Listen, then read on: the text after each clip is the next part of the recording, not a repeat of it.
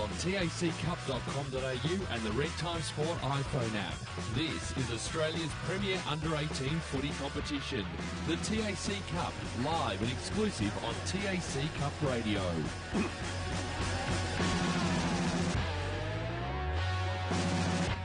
Good afternoon and welcome to Rams Arena in Craigieburn under grey skies at the moment with a good stiff wind blowing to the city end. I'm Phil Crooks, joined today in the commentating chair by Matthew Cox. How are you, Coxie? Yeah, pretty good, Crooksy. A little bit cold. I think we've been blessed the last couple of times we've been out here at Rams Arena, but yeah, today it's back to typical conditions out here in Craigieburn. Windy, with the threat of rain by the looks of things. It was, I think the last time we were out here it was a very crisp morning, but when the sun came out it was, you know, you could almost take your jacket off, but that won't be happening today. And looking after the special comments, Rick Morris. How are you, Rick? Yes, good afternoon, Crooksy and Matt. Looking forward to this game. We haven't seen a lot of Pioneers over the last couple of years, so good to get a handle on them. And of course, we've seen the Calder Cannons develop over the last few rounds. So some of their guys are improving out of sight at the moment. They certainly are. At the moment, these two teams are 11th and 12th. The Cannons have played, both played the 10 games. So Bendigo have won 3 games for the season and are only 11th on percentage from the Western Jets, and I'll give you an update on some scores there. So there's a bit of a log jam towards the bottom. From 7th on Gippsland with 16 points and Eastern Rangers on 16, the Rebels on 14, the Jets and the Pioneers on 12 and Cannons on 8, and not a lot in percentage either. So never looks good to say when you're on the bottom two on the ladder, but I'm not sure that's quite as representing of their positions. Players that we don't know enough about the Bendigo Pioneers, Rick. We're going to put our hand up on that one. Yeah, we've got to have a real close look at some of these guys today because, like you said, the last couple of years haven't called a lot of them, but Jacob Atlee's an interesting one. Yeah, I know he's related. Atlee got recruited to Port Adelaide. I'm trying to think. Joe Atlee? Joe Atlee? Yeah, he was a strong boy, so we'll have to have a look at this Jake Atlee today and see how he's from the Rochester club, of course. And so it'll be interesting to have a look at a lot of these Bendigo boys. And from the Calder Cannons? Oh, look, Brad Benacki's the one that's probably one of the most informed players in the competition at the moment. Getting a lot of the ball of late, and he'll be keen to get a fair bit more of it today. Last time we called, Jake Riccardi played a good game. Interesting size boy, 193, and good mover, and I hope he continues to develop as well because he's got a bit of size and a little bit of X factor about him. So, and the other one, of course, Jake Firebrace is playing today. And we quite often get the boys mixed up, the brothers. So I think Jake's on his own today. So we'll run with Jake. It should be good. I went for a walk. Did you go for a walk on the ground, Rick? Yeah, I did. It's been aerated. Been aerated, yes, it has. So in racing parlance, would you say is it just entering into the soft? No, it's pretty good. Good track. And it looks like it's getting a bit uneven because of all the traffic that's been on Plenty it. Of games. And of course that's the reason they've aerated it, try and knit it up again better, and it's got a bit of a sandy under surface, so they've done the right thing by the sound of it. It's had a lot of footy played on it. All right, the Bendigo Pioneers and the umpires have just entered Rams Arena. We'll take a break and be back on the other side of this for round 11 action. The Calder Cannons and the Bendigo Pioneers. Essendon captain Goddard settles, and he's done it. He's slotted through the match-winning goal. Roughhead flies high across the pack and takes a classic mark. Pendlebury's leading from the front, clocking up the possessions today, and young gun Josh Dunkley is looking good in his debut match.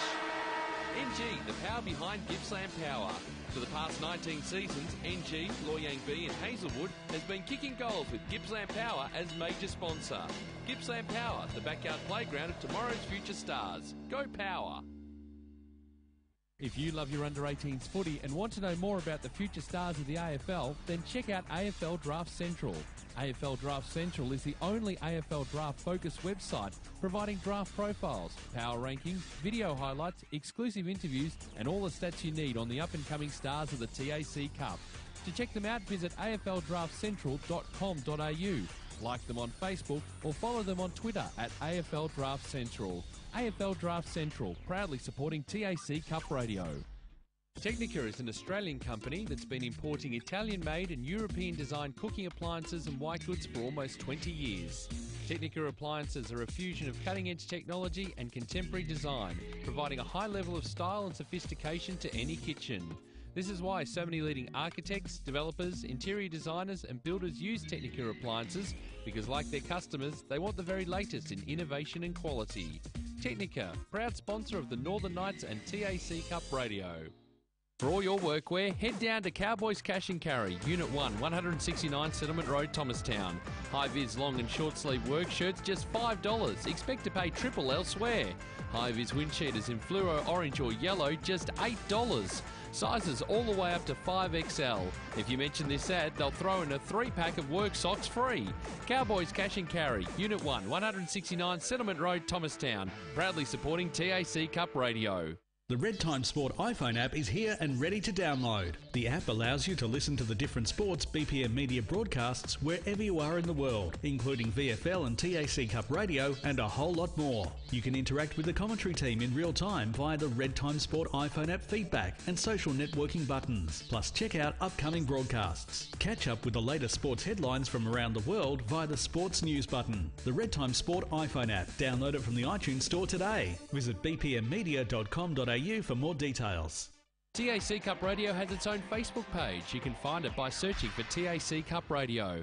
Like the page and be kept up to date with everything that's happening in this year's TAC Cup season. Have your say on any topic, including the best on ground and the players making their mark on the competition. You can also find the Twitter handles for our commentary team so you can interact during the match. They all love talking about the next thing in TAC Cup footy and you can let them know your opinion. TAC Cup Radio on Facebook. Like it now.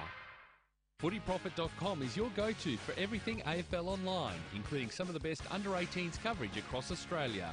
The site has phantom drafts, player scout reports, predictions and expert analysis on your favourite players. Footy Profit is committed to covering the AFL draft and as a key sponsor of TAC Cup Radio provides first-class analysis and opinion. Readers are flooding to FootyProfit.com to stay up to date with everything they need to know about the TAC Cup and the AFL draft. It's time you found out what all the fuss is about.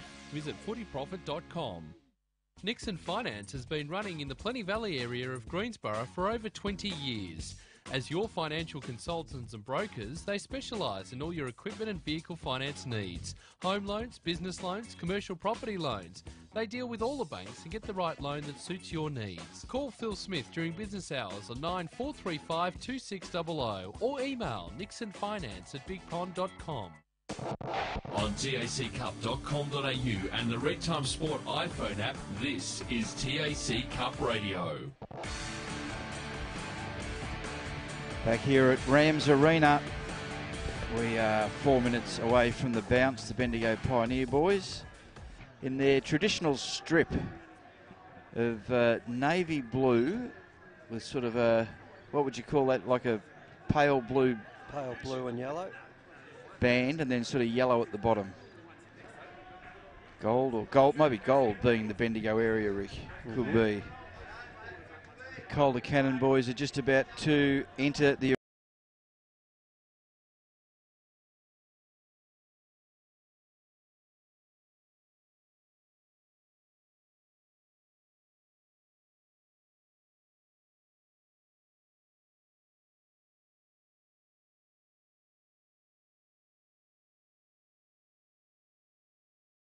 goals yesterday for Vic Country. Okay, so he might go clear again. You don't get those goals added to you. Oh, sorry, for the country. Yeah, sorry, for Vic Country. Yep. All right. Bendigo got quite a number of female umpires today. Out in the middle. Running the boundary by the looks of things. Well, I reckon if you might as well be a boundary umpire today and run, At least you'll keep warm as you go. And we'll just see who's won the toss. I dare say Bendigo have won the toss, and they're going to kick to the city end. How many? You're a good judge of this, Rick. How many goals you putting on the breeze? I reckon it's a 3-goal breeze today. 3-goal. It's pretty stiff out there. Yeah, it's significant breeze. 3 or 4 goals. They'll have to run it up into the wind and keep the ball low. I'd suggest it's maybe like the left forward pocket to the right forward pocket. Like the outer side would be the best attacking area. You'd want to attack from the NG scoreboard side of the ground, and you'd want to defend from the freeway side. Round 11 action, Calder Cannons versus the Bendigo Pioneers. Take it away, Matty. And the tap will go the way of Ward. Nice tap down there to Harvey, who just puts one up into the air for the Pioneers. Everyone missed it. Ball on the deck in dispute. Coming through there, Calusi gets claimed, and the umpire says, give it to me, I'll ball it up. Corner of the centre square, outer side, favouring the Pioneers. Kicking to the left-hand side of our broadcast position in this first term. The tap, that time around, went the way of White. Just scrappy stuff. Still on the corner of the centre square, outer side. Just bobbling around the pack, trying to get boot to ball there was Ward, the big man for the Pioneers. Eventually, the Cannons get a loose kick. There's a lot of players around the footy once again, though, on the outer wing. Now it pops out the back of the pack to Benaki, the captain of the Cannons. He goes towards centre half forward with the kick. Players slipping and sliding at the moment. Now a handball there from Kemp. Tried to open up his teammate, but a great tackle there applied by Benaki. Turns the ball over and the Cannons go towards half forward. Beautiful kick. It hits up a target. The handball quickly given off to Graham, who sends it inside attacking 50. And there's a mark. And it is going to Browning. Ty Browning has taken the mark. Slight angle about 40 metres out. We love these lookalikes out here, Rick. Yeah, there's 3 of them in Calder's team with the sandy, reddish hair. And they're all about a similar size and stature too. So Browning comes in looking for our first score. A minute and a half into the first term. Puts it on its way straight over the top of the goal umpire's hat. Ty Browning gets our first here at Rams Arena. The Cannons 1 straight 6. Bendigo yet to score on the NG scoreboard, approaching 2 minutes in the first term on the Technica time clock. Rick, perfect example of how to kick into the teeth of a breeze. Yeah, he kicked it low and hard and juggled that mark just through being in front of the pack there, Browning. So good into the breeze footy. We've got Joby Ward in the ruck for Bendigo. He's just 193 and 91 from Moama. Ball in the middle, just tossed up. And he gets the tap out, does Ward. Goes to Matt Harvey. Kicks out to the wing on the freeway side of the ground. Cannons have got numbers. They work the ball out. Again in dispute. Bendigo dispossessed. Double crunch sandwich. Stacks on the mill. Ball still not quite out. Now here's a chance. Went in, went out, went back in. Now the umpire will have to come in and ball it up. 3 minutes in on the Technica time clock. 1 goal straight 6. The Calder Cannons. Bendigo yet to score. Up they go. Tap out. Nothing decisive. Ball goes forward for Calder. Man in front. This is Hunter Lawrence. Lawrence goes inboard. Dangerous kick. Mark dropped. Got some teammates. Dispossessed. Fire brace. He's dispossessed. Shoveling ball out. Handball. Desperate footy. Could have been grabbed high. Shovels a handball out. Bendigo. Handball by Henderson. Cannons intercept. Kick smothered going forward. Bendigo need to be quick and clean. Can't get it. Drag back in underneath him. Umpire has a look. Holds him to play on. Now he blows the whistle, comes in and will ball it up. We're on the edge of the centre square. Calder going to the Grand Boulevard or northern end of the ground. We've got Cody White in the ruck for Calder. Eventually Bendigo. trying to force the ball out. We're right in the middle of Rams Arena. They go forward through Cavallaro. Kicks inside 50. Bouncing footy. They need to be clever. Clever they are. Browning kicks an underground. It's hooked around the corner behind. And did you pick who that up was, Rick? That 42. That was Nathan Croft. NG scoreboard 117. Bendigo yet. Not liking the looking of this kick in. They should be able to get away with this. Bendigo, tackle, dispossessed. Comes to Davis. Now it's intercepted. Goes back inside 50. Man in front. Spills to the back. Browning spins out. Gets tackled. Collared. It's close to the boundary. Handball. Desperate stuff. He reaches touch. Not deliberate, Rick. No, I think he was tackled while he handled that. That's fine. Interesting matchup early. Jesse Firebrace, who's 164 centimetres, up against Bailey Wasdorp, who's 183. So a 19 centimetre difference to the half-back and half-forward there. Harvey's kick towards centre wing broadcast side was punched away. And it goes over the boundary line and out of play. We'll throw it in. 1-2-8 the Cannons. Bendigo yet to score on the NG scoreboard. 5.5 into the first term on the Technica time clock. Umpire sends it back into play. Ward got the tap down. Pioneers might have been held. Umpire says play on. The Cannons try and get a toe poke kick away from the pack. That was Brooks, but it went out on the full. So a free kick to go the way of the Pioneers. Kemp to take it on the half-back flank. Just chips it short. The mark's taken by Henderson. Still on the half-back line for the Pioneers. Searches for options. They tell him to send it down the line. That's what he does. High ball, pack flies, comes off hands and over the boundary line and out of play. 6.5 minutes gone, Rick, with the wind. I don't think they've got inside 50 yet. Yeah, it's interesting. Calder doing all the attacking at the moment, but they're just getting numbers around the ball. That's all they're doing. Ball thrown in. We're on centre wing. Cannons can't quite get out there through Taylor. Comes over the back to Skidmore. He goes into the centre of the ground. Got enough poise. This will be Scholl. Over to Fletcher. Kick forward inside 50. Pioneers have got enough in defence. This is Betson. It's a scrubby kick to half-back. They lay off the handball. McHale. Jock McHale, Rick, there's a famous name too. As the Cannons win the footy, looking for Benaki, who wins the ball very cleverly. He kicks. He's looking here for Skidmore. Can he keep it in? He does. Sweeping handball. Didn't have much on offer. Now they can clear it. They do. It was a nice measured kick by Matt Harvey. And Bendigo take it clean. Good use by hand. Henderson goes into the middle. This is promising. Sheehan kicks inside 50.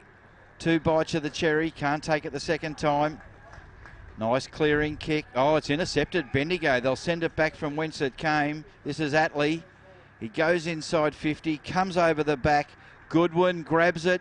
Handball shares. Don't know if he needed to do that. They've lost the footy. And the umpire will come in. He's looking and giving them plenty of time to get the ball out, and he'll ball this up in the goal square. Yeah, could have gone the dribble kick towards goal there and put that through, but opted for the handball. Just couldn't get it to him. The Pioneers with their first chance of a score. Ball top of the goal square is going to be rushed through for a minor. That's what they go on the board. One behind Bendigo. Cannons 1-2-8 on the NG scoreboard. 8.5 gone on the Technica time clock. Fletcher to bring the ball back into play for the Cannons. Looks to come towards the broadcast side. High ball sitting underneath it with the ball punched out of his hands. There was Henderson. Cannons with the numbers around the footy. The handball went astray. Oh, well done. Kept in play. And ending up there is Calusi. Goes backwards. Half back line for the Cannons. Have a mark through Sever. Chips one over the top. It was risky, but paid off. Taylor takes the mark, kicks the ball towards centre wing, broadcast sign. The mark's taken here by Skidmore, but got caught. Great tackle there applied by Byrne. Wants to move it quickly. Handball over the top, goes inboard. All the Cannons players spalls each other there. Ball, Schumacher applying the tackle. Handball comes out of the contest. Byrne handballs over the top to Ward, sends it inside, attacking 50 for the Pioneers. And the mark is taken by Tom Campbell from Wedderburn. More promising in the last few minutes, Rick? Yeah, the game's starting to break open a little bit here, and Bendigo getting more of the footy. So Tom Campbell directly in front, will kick from about 45 metres out for the Pioneers. Has the wind right behind his back, shot on goal. Umpire has to move a long way to the left, and that's where it stays. 2 behinds Bendigo, 1-2-8 the Cannons on the NG scoreboard. 10 gone in the opening term on the Technica time clock. Ben Colucci kicks to himself, gets a few metres, kicks to the outer half-back flank. The big men fly, ball bounces. Cannons have got numbers, playing close to the boundary line. Benaki's in there. Too high, says the umpire. Free kick to the Calder Cannons. And this will be Liam Middleton. He's on half-back. Goes long, low and hard. Oh, nice mark. Bendigo maybe overusing the ball by hand there. Sevier gets it across. Searching kick out wide for Calder. They're on the scoreboard side of the ground. They go inside 50. Oh, they don't talk amongst themselves, but Bendigo, Wasdorp gets advantage. Oh, they're on here. There is Pioneers everywhere. What I wish you could call Ricky to have all those all those things going for me. They kick it down. It's intercepted by Calder in the goal square. And gee, they had 3-on-1, Rick, in inside 50. Fletcher kicks out to the back pocket. I was trying to think of a collective noun of Pioneers, Rick. It was like a goal rush is what I was trying to think of really quickly. As they kick inside centre, goes forward. 2-on-1. Nice work by Taylor. He lays it up for Firebrace, who takes the mark. And he is away. He's marked this. How far? He is 23 metres out, 40, bit worse than a 45-degree angle. Wind going from right to left. This is Jake Firebrace. Comes in, kicks, and just didn't allow enough for the wind. Good fly for the footyprofit.com.au mark of the day, but no dice. 139 plays 3 behinds on the NG scoreboard. That was a good test of the wind there, with a 40-metre kick not quite making the distance. The Pioneers, after a fumble, collected on half-back. Henderson sends the ball inboard. Donnan goes inside 50 with the kick. They have to be clean here, and they are. Oh, that's good.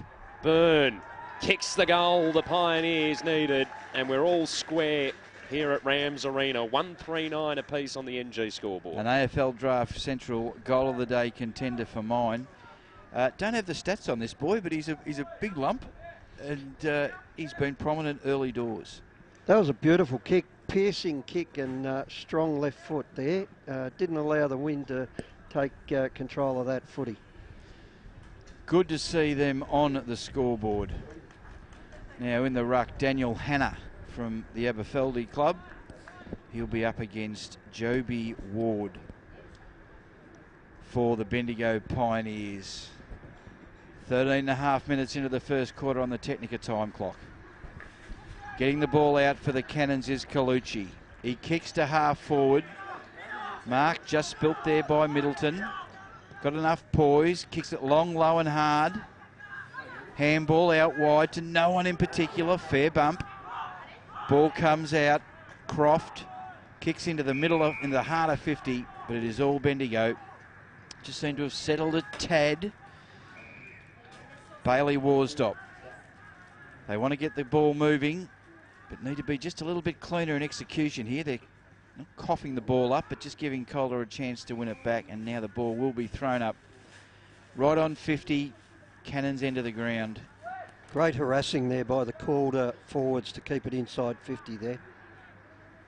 They go. Good work by Henderson. He's been prominent early. Calder, Benaki. Could have got caught high. He's going to get pinged. He's like pepper and salt, Benaki. He's absolutely in everything. Now, Bendigo break. Need a mark, and a mark they've got. This is Kemp on true half back in front of the grandstand. He'll be called to play on. Now Kemp just kicks along the line. 2 bites of the cherry. And it's marked by Leighton Chisholm. No, it didn't. Must have spilt it on the second bite, right behind the... That was Noah Wheeler, who... that was a beautiful left foot pass of his to his teammate there, because he looked up the ground and there was just no Bendigo Pioneers, so he had to be accurate. Bit of wrestling in the ruck. Again, not clean. Caught, dropped the ball. Now they go forward. Browning goes along the boundary line. Should be a mark to Bendigo, and it is. Mitchell Kemp, back where we started from. He goes in short, and the mark is taken. Play on. Sheehan, he's grabbed. Not rewarding the tackler. Now it comes over to Wheeler. Noah Wheeler goes along the line. The mark is taken for Calder on centre wing. They're going to send it back from whence it came. Just loping. I'm liking the endeavour there, Daniel Hanna. And he's found Middleton on half forward right in front of the com box. Middleton has options inboard, ignores that and decides to send it inside, attacking 50. All the players nearly collided. That was a good way to kick that. It was. I reckon he meant that. That was nice, low, out in front of the forward. It's Curtis Taylor that's taken the mark. And that's what they've been missing every time they've gone inside 50 at the moment. Just that person leading out to take the mark. Taylor's been able to do it directly in front. Will kick from about 45 out to give him a 6-point lead. Another good kick, and it's through. Curtis Taylor with his first of the afternoon, and the Cannons move to 2-3-15. Bendigo 1-3-9 on the NG scoreboard. 16.5 minutes into the first term on the Technica time clock, but they just look a little unstructured going inside 50 at the moment. The Cannons not able to capitalise on the momentum that they've got. Well, Curtis Taylor there didn't let him down. That kick was from 45 and cleared the boundary easily. So he's got a bit of X factor. We've said that before about Curtis Taylor. Now we've got Austin Mertz in the ruck. I've got him down as 189, Rick. Good effort to having a shot in the ruck today. Ball bouncing out to the NG scoreboard side of the ground. Wheeling around is Harvey. He's been busy. It's a long kick inside 50. They need a grab, and a grab they've got. Good long old-fashioned footy. Deep kick in. And this is Phil Moy. Phil with 2 L's. Phil Moy, and he's from Robinvale. That's a hell of a long way from here. Phil Moy has marked this 30 metres out, 45-degree angle. Just aim inside the right goal post, and this should go straight through the hey diddle diddle. Moy comes in.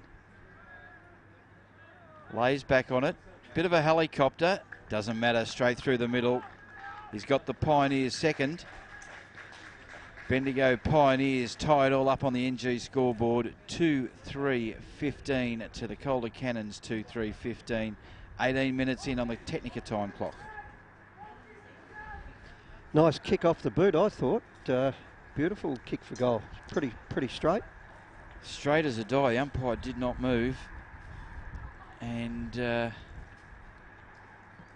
if we're right here with this 189 and 90 from Moolameen, young Hertz, he's giving a fair bit away. Now Calder trying to work the ball out. Good solid tackle. Got plenty of opportunity. Taylor. Now Calder inside 50. Ball comes to ground. Good work. They wheel around. Shot on goal will be across the face. Which way will it bounce? Watch out for Benaki. He's a tiger. He goes in and gets it. He feeds it out. Bendigo have got some numbers. They'll need them.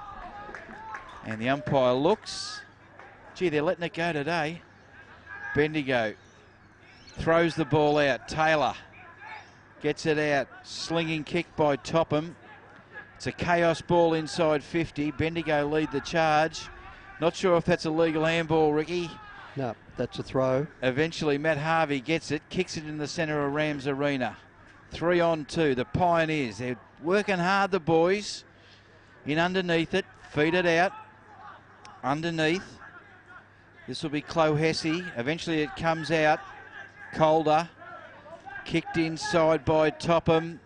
Right into the heart of 50. Taylor's driven into the dirt, and he'll take the resultant free kick. Bailey Worsdop a little bit vociferous in his efforts on the tackle. And he got him right into that Rams Arena turf. Lucky it's aerated. Calder haven't, it looks like a plan of theirs not to give off the first thing they see, because they are running through the packs as well. They're not just handballing out of trouble. They're willing to take on the tackler at the moment. Taylor directly in front. He will kick from 33 metres out to the Northern or Grand Boulevard end. He comes in. He kicks. It's another one. Curtis Taylor's second for the Calder Cannons. The NG scoreboard ticks over to 3-3-21. The Bendigo Pioneers are 2-3-15, and we're almost 21 minutes in on the Technica time clock. Yeah, they've got a bit of talent around the ball at the moment, Calder Cannons. Guys like Brooks and Croft and a couple more to mention, but yeah, they're willing to take on the tackler, and I think it's paying off because they're getting that kick inside 50 with that tactic. Back in the middle. Tap goes the way of Ward. He's been good in the ruck in this first term. Brought to ground there with Schumacher. He's turned the ball over, and the Cannons try and get a clearing kick. It's an up and under one towards the broadcast side. Firebrace sitting underneath it. Got punched out of his hands by Sheehan. Ball now pushed forward by Lawrence on the deck. Picked up by Donnan. And they send the ball inside 50 here, the Pioneers. Over the back of the contest. They have the numbers around the footy. Byrne sends the handball back in board to his running teammate there in Wheeler, but he got caught. And the Cannons will get a free kick in the back pocket broadcast side. They lead 3-3-21. Bendigo 2-3-15 on the NG scoreboard. 22 minutes into the first term on the Technica time clock. The Cannons look to bring it down the line. High ball sitting underneath it. Good grab there, taken by White. Has it on half back. Looks to send it back inside defensive 50 with the kick. Does. And Cannons just trying to possess the footy at the moment. Gallucci takes it about 30 out from his defensive goal. Decides to switch play to the outer side, and Fletcher takes the mark. Kicks it towards centre wing. Player on. Takes it. Podatsky has it centre wing outer side for the Cannons. Looks for options, called to play on. High ball towards the half forward flank. Pack flies, no one can bring it down. Benaki front spot. Wheels his way around traffic. Kicks it inside attacking 50. Not the greatest of kicks though. And the mark is taken there by Mitchell Kemp. Kemp decides to square it. He's found Lawrence. Lawrence for Bendigo goes into the middle of the ground. Got Henderson. Takes the angle, gets it over to Harvey. They look forward. It's a probing kick up forward. Oh, needs the mark taken. Could have been held there. Bit of jumper stretching you could see, but good work. Good defence by Calder. They kick to the outer half-back flank. Bendigo should be first in. Can't quite find it and find the handle. Now he does. Going to get collared, dispossessed. There's still a show here. Good work. Kicked in forward by Clohessy. Oh, comes off the hands. Fletcher at the back. He looks forward. Goes right up the middle of the ground. It's a searching kick by Scholl, and marked just inside by Marciano. Rocky goes inboard. Mark is taken by Donnan. Donnan for Bendigo. With the breeze, Rick, you'd give yourself half a Alex Rance a kick in this. Yeah, it just might hold off up as he goes a little right. That's what he's got to watch. So not to go too far right with this kick. He comes in, Wade Donnan. No trouble there. never online. And it is over the boundary line, out of bounds. Forward pocket at the city end of the ground. 21 plays 15. The Cannons lead by 6. As the siren sounds, quarter time, 3-3-21 to the Calder Cannons, 2-3-15 to the Bendigo Pioneers. And the goal kickers for Bendigo, 1 to Phil Moy and 1 to A. Byrne. And for Calder, 2 to Curtis Taylor and 1 to Ty Browning. And we will take a break and be back on the other side of this. You're listening to TAC Cup Radio. Essendon captain Goddard settles, and he's done it. He's slotted through the match-winning goal. Roughhead flies high across the pack and takes a classic mark. Pendlebury's leading from the front, clocking up the possessions today, and young gun Josh Dunkley is looking good in his debut match. NG, the power behind Gippsland Power. For the past 19 seasons, NG, Loy Yang B and Hazelwood has been kicking goals with Gippsland Power as major sponsor. Gippsland Power, the backyard playground of tomorrow's future stars. Go Power! If you love your under-18s footy and want to know more about the future stars of the AFL, then check out AFL Draft Central. AFL Draft Central is the only AFL draft-focused website providing draft profiles, power rankings, video highlights, exclusive interviews and all the stats you need on the up-and-coming stars of the TAC Cup. To check them out, visit afldraftcentral.com.au. Like them on Facebook or follow them on Twitter at AFL Draft Central. AFL Draft Central, proudly supporting TAC Cup Radio. Technica is an Australian company that's been importing Italian-made and European-designed cooking appliances and white goods for almost 20 years. Technica appliances are a fusion of cutting-edge technology and contemporary design, providing a high level of style and sophistication to any kitchen. This is why so many leading architects, developers, interior designers and builders use Technica appliances, because like their customers, they want the very latest in innovation and quality. Technica, proud sponsor of the Northern Knights and TAC Cup Radio. For all your workwear, head down to Cowboys Cash and Carry, Unit 1, 169 Settlement Road, Thomastown. High-vis long and short-sleeve work shirts, just $5. Expect to pay triple elsewhere. High-vis wind cheaters in fluoro, orange or yellow, just $8. Sizes all the way up to 5XL. If you mention this ad, they'll throw in a 3-pack of work socks free. Cowboys Cash and Carry, Unit 1, 169 Settlement Road, Thomastown. Proudly supporting TAC Cup Radio. The Red Time Sport iPhone app is here and ready to download. The app allows you to listen to the different sports BPM media broadcasts wherever you are in the world, including VFL and TAC Cup Radio and a whole lot more. You can interact with the commentary team in real time via the Red Time Sport iPhone app feedback and social networking buttons. Plus check out upcoming broadcasts. Catch up with the latest sports headlines from around the world via the Sports News button. The Red Time Sport iPhone app. Download it from the iTunes Store today. Visit bpmmedia.com.au for more details. TAC Cup Radio has its own Facebook page. You can find it by searching for TAC Cup Radio. Like the page and be kept up to date with everything that's happening in this year's TAC Cup season. Have your say on any topic, including the best on ground and the players making their mark on the competition. You can also find the Twitter handles for our commentary team so you can interact during the match. They all love talking about the next thing in TAC Cup footy, and you can let them know your opinion. TAC Cup Radio on Facebook. Like it now. FootyProfit.com is your go-to for everything AFL online, including some of the best under-18s coverage across Australia. The site has phantom drafts, player scout reports, predictions and expert analysis on your favourite players. Footy Profit is committed to covering the AFL draft and as a key sponsor of TAC Cup Radio provides first-class analysis and opinion.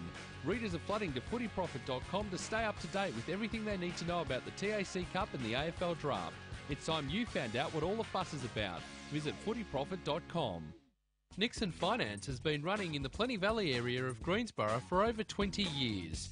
As your financial consultants and brokers, they specialise in all your equipment and vehicle finance needs. Home loans, business loans, commercial property loans. They deal with all the banks and get the right loan that suits your needs. Call Phil Smith during business hours on 9435 2600 or email nixonfinance@bigpond.com. On taccup.com.au and the Red Time Sport iPhone app, this is TAC Cup Radio. Back here at Rams Arena, it is quarter time. And the Cannons lead it by 6, 3-3-21 to the Bendigo Pioneers 2-3-15. You're out on the ground, Rick? He is out on the ground, but we just can't see him, or he's not listening to us at the moment. A bit like Where's Wally? It is a bit like Where's. Everyone's wearing coats and everything. What did you make of the first quarter, Matt? It was interesting. I think Cannons controlled it to a certain extent. They were able to move the ball quite quickly and cleanly through the middle, but then they just broke down every time they went inside 50, apart from the couple of occasions that Taylor came out and took the mark, which I think was vitally important. That seems to be what they've missed this season, a key target up forward, able to kick goals. And it was evident again for the first part of that quarter. They were able to get a nice handy lead against the breeze as well. Pioneers just weren't able to make the most of their opportunities when they did go inside attacking 50, which was limited. So it'd be fair to say they'd be disappointed with that first term, considering they were kicking with what we think to be a three or four goal bruises. I think Rick's down on the boundary line with Ian Kite. Yeah, can you hear me, boys? Yep. Loud and clear. Yeah, we've got talent manager for Calder Cannons, Ian Kite. Kitey, good to have a lead with that breeze. Was pretty stiff kicking into it. Yeah, it was. I thought we probably wasted a little bit too going forward. Our entries weren't that flash. Forwards weren't pushing up the ground enough with the ball dropping short. So the result in the end of it is not too bad.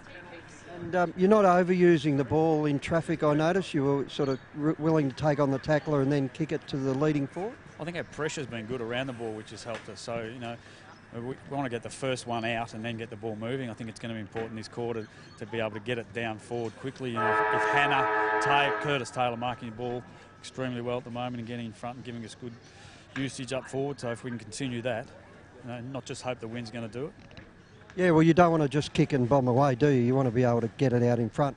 Yeah, that's right. And I think we've got the players who do that. You might see a little bit from the Fibros boys this quarter, getting in amongst the crumbs. They're pretty good at that. And we've got Hannah and got White down there and McNichol, and you might even see Podolski push forward this quarter.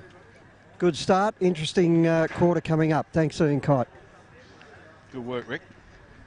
Conditions out there just while you're there? Yeah, it's not too breezy. It's good enough. Like I said, it's a lot of those kicks into the breeze. If you tumble them well enough, they're carrying a fair distance. So it's still good conditions for footy all the same. All right. Again, the Bendigo Pioneers boys, they're ready to rock and roll. And the Calder Cannons are just breaking from the huddle now. Just making them stand a bit longer in the wind. And the Calder Cannons, Andrew Johnson and Lance Whitnell, he'll take credit for the forward coaching. And I thought their kicking for goal, like those set shots for goal, were just beautiful. They were well weighted.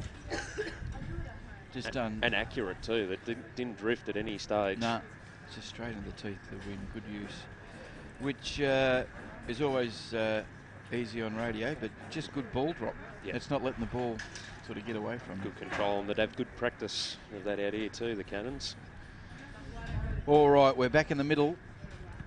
Umpire has a squiz around, make sure everyone's off the arena. He holds the TW aloft. Second quarter action, TAC Cup Radio, match of the day, round 11 action. Take it away, Matt. Ward and White, both of them missed it in the middle. Pioneers with a clearing kick towards half forward, vacant space, bouncing ball. Collecting it first was Henderson, has to track backwards a little bit, and that's what the Pioneers do. Now Sheen gave the handball off quickly there to Schumacher. He's one over the top, works out okay. Mark taken just in front of us by Wheeler.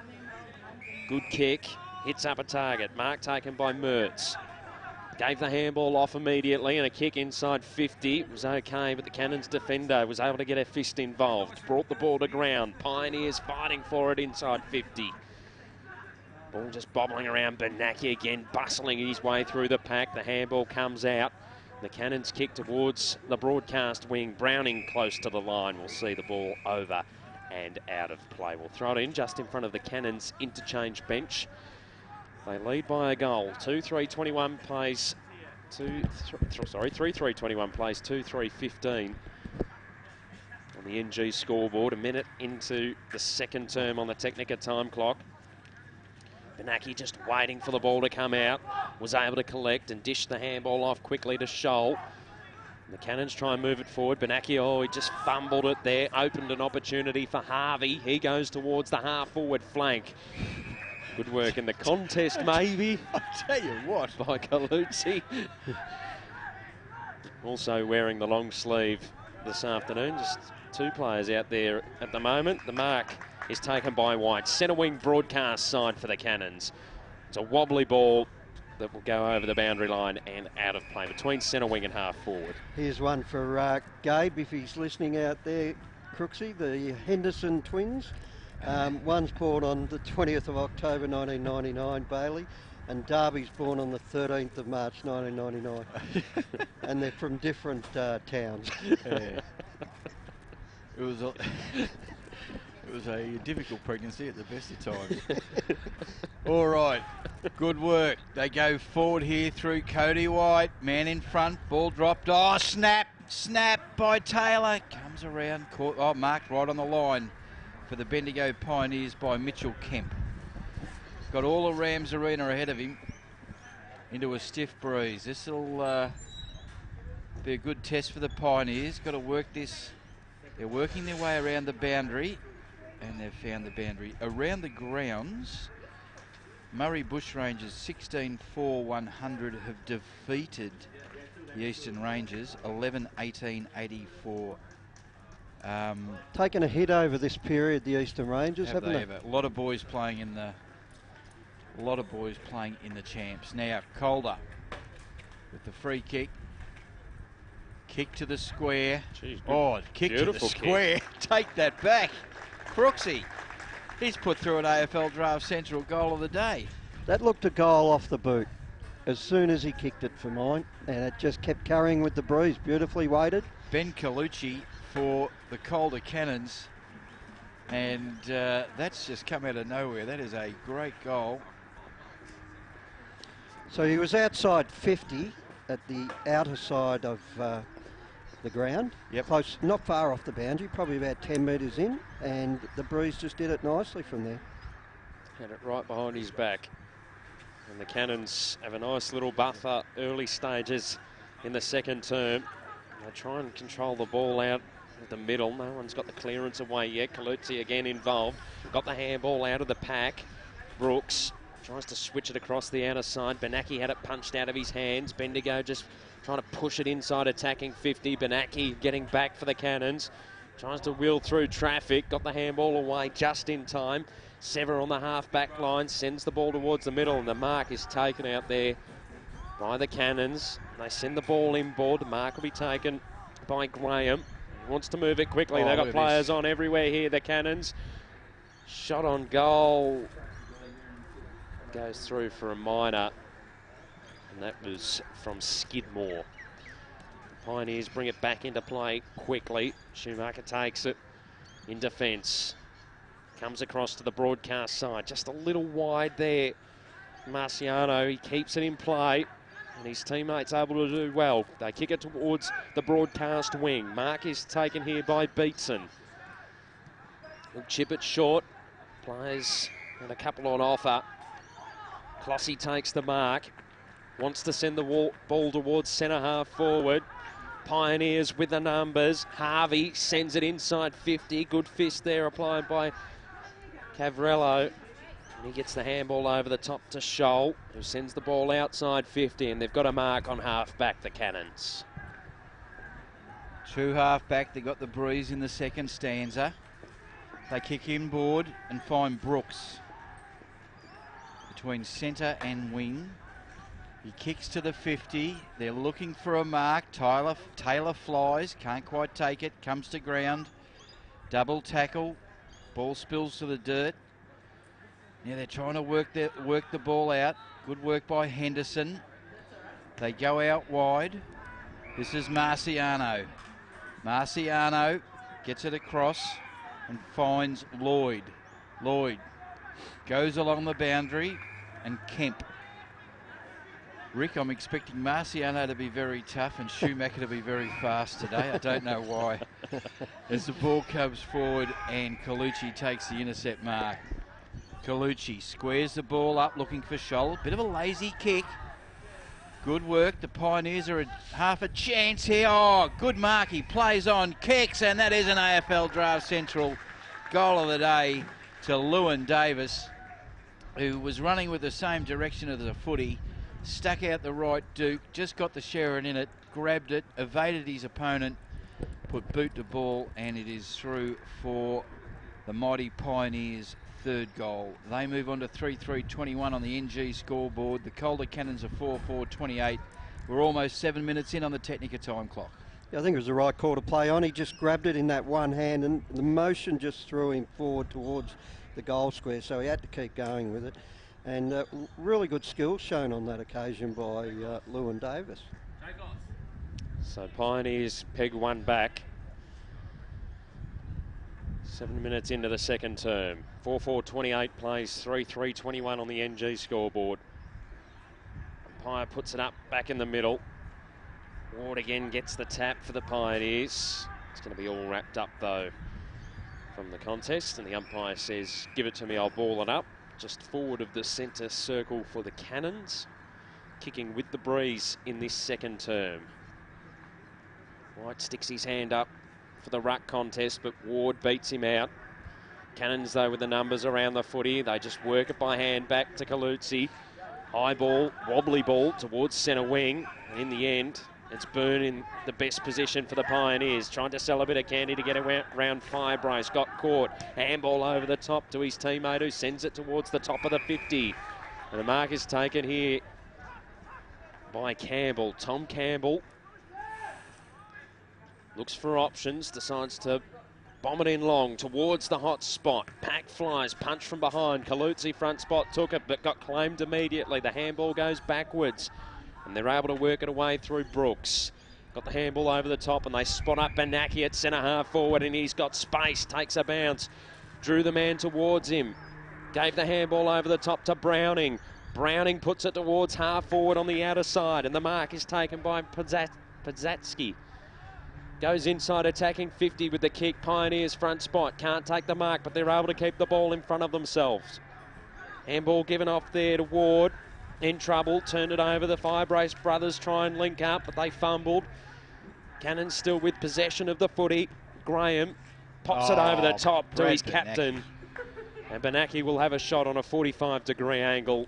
And he'll have to kick it from about 50 out, but he does have the breeze behind him, Rick. Clever around the corner pass, that one, into a little open hole there at centre half forward. And but yeah, had to kick it over the hands of the player that coming towards him, and just found enough space for Benaki. From one end of the ground to the other, Benaki getting involved. It was pivotal down along half back. And it's ended up with a shot on goal. Just as the breeze dies down for a moment here at Rams Arena. Good looking kick either way. Offline though, minor score. Cannons move to 4-5-29. The Pioneers 3-3-21. And that's on the NG scoreboard. Approaching 10 minutes in the second term on the Technica time clock. Schumacher trying to rev up the Pioneers. Kicks to himself on half back and finds Mitchell Kemp. Kemp goes right along the line. He hugs it. Marciano punches one forward.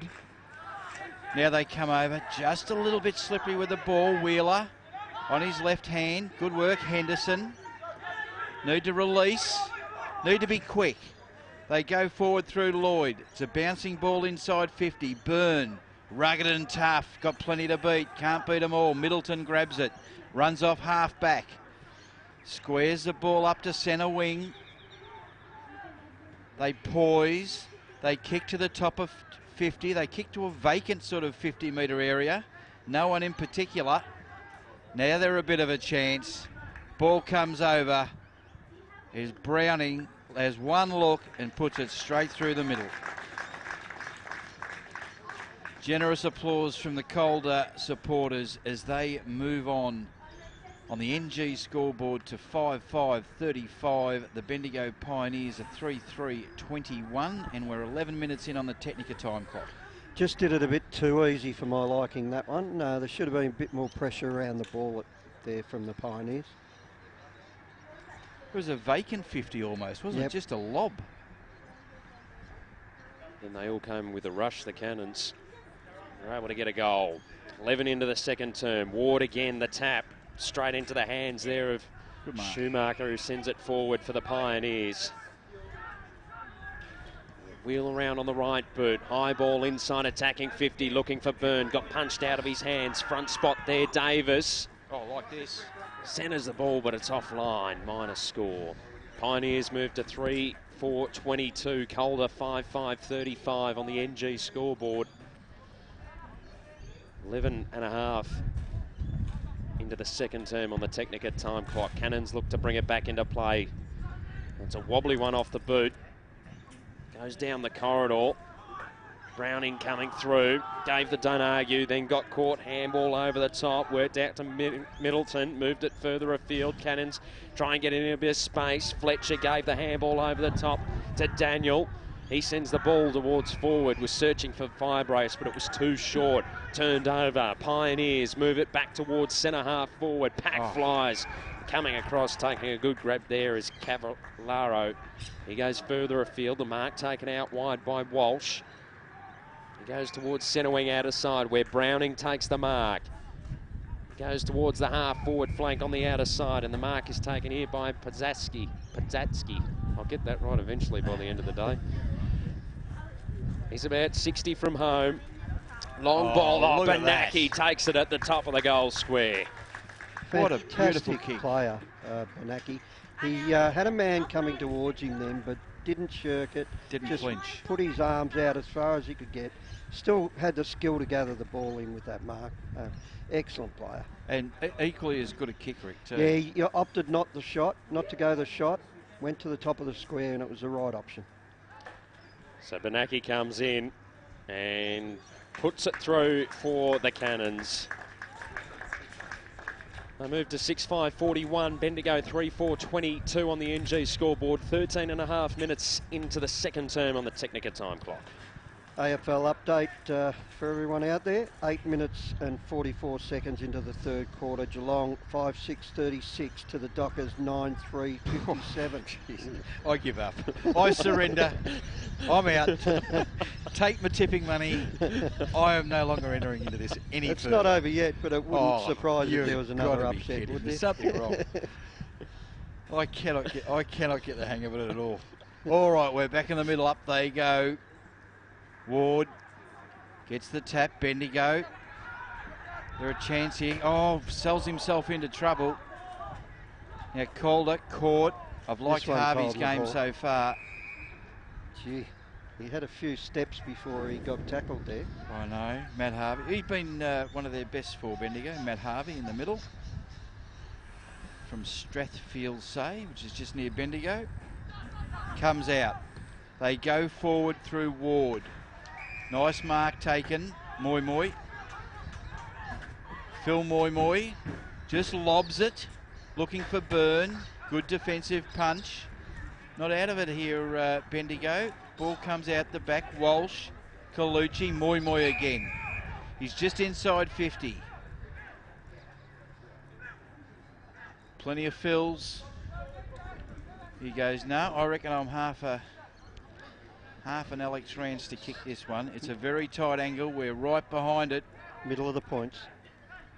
Moi Moi in the orange boots. Skip, jump, kick. Gee, if it's got the distance, it just doesn't quite have the distance, but it was a good kick. Byrne, rugged. Walsh on the other side. Oh, ducks ahead, tackled, caught. You're going to get pinged. Went the wrong way then, and the tackler was Wade Donnan. Donnan, with the resultant free kick, will take a shot at goal. He'd be no more than 20 metres out. Sharpish angle. He's going to do the old kick around the Johnny Horner, and he does it to perfection, and he's got Bendigo's fourth. Wade Donnan's first, and Bendigo move on to 4-4-28 on the NG scoreboard. Calder a 6-5-41. We're 16 minutes in on the Technica time clock. They're just keeping up, aren't they, Bendigo? Every time Cannons seem to get a little jump away, Bendigo are able to work it back. It is a dangerous quarter, this, for Bendigo, because they just didn't use the breeze well enough in that first quarter, so if they can stay in touch at half-time, they're in the game. Ball back in the middle. Time the Cannons get the tap down, searching for it, Middleton. Past him. It's on the deck in dispute. The handball fed out to Browning. He goes over the top, searching for Graham. He fumbled. Now Firebrace with an opportunity. Runs through, fires the handball inboard to Brooks. Then the kick will go towards the top of the 50 from Sever. Oh, and it's worked out perfectly for the Cannons. The shot on goal there is a beauty. And that was Padatsky that's taken it, or kicked the goal. Valdraft Central goal of the day contender? Yeah, that'd be leading at the moment, wouldn't it, Crooksy, I'd say? There's a few in there. Just penetrating kick across that breeze, across his body, and straight through the middle. Great goal, Padatsky. We could do with a few footyprofit.com.au marks of the day. Yeah, a bit difficult marking today, judging it, especially with the wind. Not as easy. As the breeze picks up just that bit. Hannah and Ward. Ward gets it down to Harvey. Bendigo, kick inside 50. They need a mark. Oh, he got good position. Oh, caught. What a tackle. Walsh, great work. Now he gets the ball back. Over to Colucci. Quick handball, looking for Scholl. Dispossessed. Going to get the free kick. Play on Colucci. Takes advantage. Not a great deal of advantage. Ball's now in dispute. Right behind the flagpole. And the umpire will come in. Ball this up. We are 70 metres out from the Cannons goal. From the Pioneers goal. 18 minutes into the second quarter. Ball comes to the carpet. Cannons looking to sweep and clear. Comes over to Walsh. He's on the end of a chain. Goes into our boy Bernacki. Bernacki wheels around on the right. He spears a pass. Good fist put in there by the Pios. They get it across. Mark taken by Bailey Henderson. He plays on. Lays off the handball. Wheeler on the left boot. Nicely weighted kick. This is marked by Goodwin. Goodwin goes forward, but intercept by Fletch. Fletcher goes on the right, puts in a shorty. Finds his teammate, Cavallaro. Kicks to centre wing. Firebrace. Wins the ball off the carpet. Good work. Puts on the afterburners. Kicks to the outer half-forward flank. Races on. Taylor can't quite take it, but he can tackle perfectly and is rewarded inside 50. Curtis Taylor, good stuff. Was out of position. His opponent grabbed the footy and then he just put the clamp on. Dispossessed. Free kick. He will kick from right on 50 metres with a very stiff northwesterly right behind his shoulder. He comes in. Very deliberate in his approach. He gets to 50, he kicks, bit of an up and under. Almost came back on the breeze, through for a behind. 8-6-54 NG scoreboard, 4-4-28. They lead by 26 points. 20 minutes into the second quarter, Matt. There's a high ball back into play for the Cannons. Sitting underneath it there. Taylor was made to work for it. They've wrapped the ball up. Half-back flank on the broadcast side. Harvey getting off the bottom of the pack for the Pioneers. Umpire puts it back underway. Ward tapped it down. Going in after it there, Angus Schumacher. The umpire's going to call for it yet again. Still on the half-back flank, broadcast side for the Cannons. They lead 8-6-54 to Bendigo, 4-4-28. Ruckman go at it again. Ward palmed it down, then follows up his own footy. Just messy stuff on the half-back flank. Cannons almost emerged with it. Ball fell in the hands of Colossi, turned it over. Benaki coming through. Handball over the top to Firebrace. Gives the handball backwards to Taylor. He fumbled and lost it. Pioneers kick smothered, still on the half-back line. Then driven into the ground. Just trying to work it by hand here. Firebrace kicks it towards the top of the goal square. Pioneers in front, didn't take the mark, off the carpet there. But Askey, that's through for a minor score.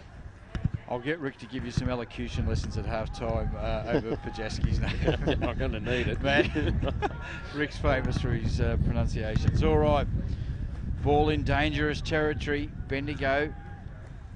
It's a scrubbing kick. Firebrace intercepts, doesn't come over, gets to Brooks. Brooks lays back on it. To the left, another behind. Gee, they've gone left a few times this quarter, haven't they, the Cannons? Have they ever? It is. So that scoreboard's just lost track of the score at the moment. I think it's 7-7, but Another go here. Out in the full. Out in the full. I'll give you a score update in 1 second here. I think they've pushed the wrong button. All right, Calder. Kicks to the top of the square. The big men fly, and Bendigo can't quite grab it. Ball's on the carpet.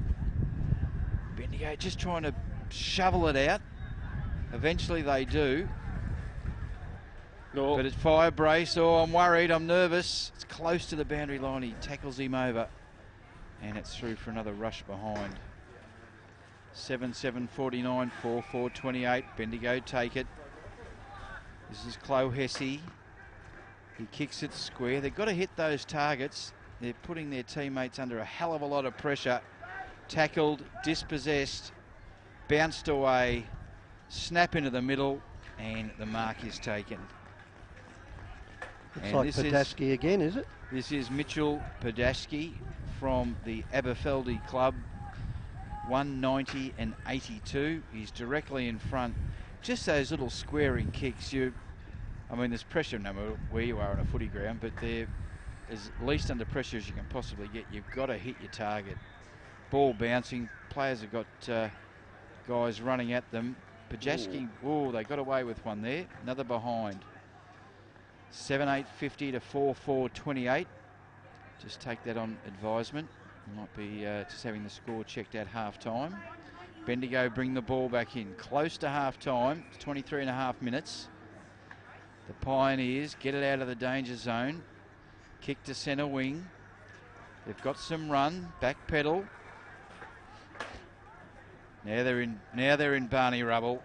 They go inboard. Luck's a fortune. Sheehan's got it for Bendigo. Sheehan on half-back. Takes a bit of time. Just chips it over. Mark taken. This is Chisholm. He goes back. He goes backwards. Now they go to centre wing. Over the back of the pack. It's picked up there by Marciano. Kicks to half forward. One on about 4. Byrne lays off the handball. Good work.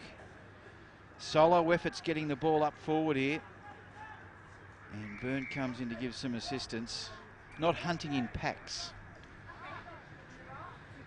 Ball to be thrown in.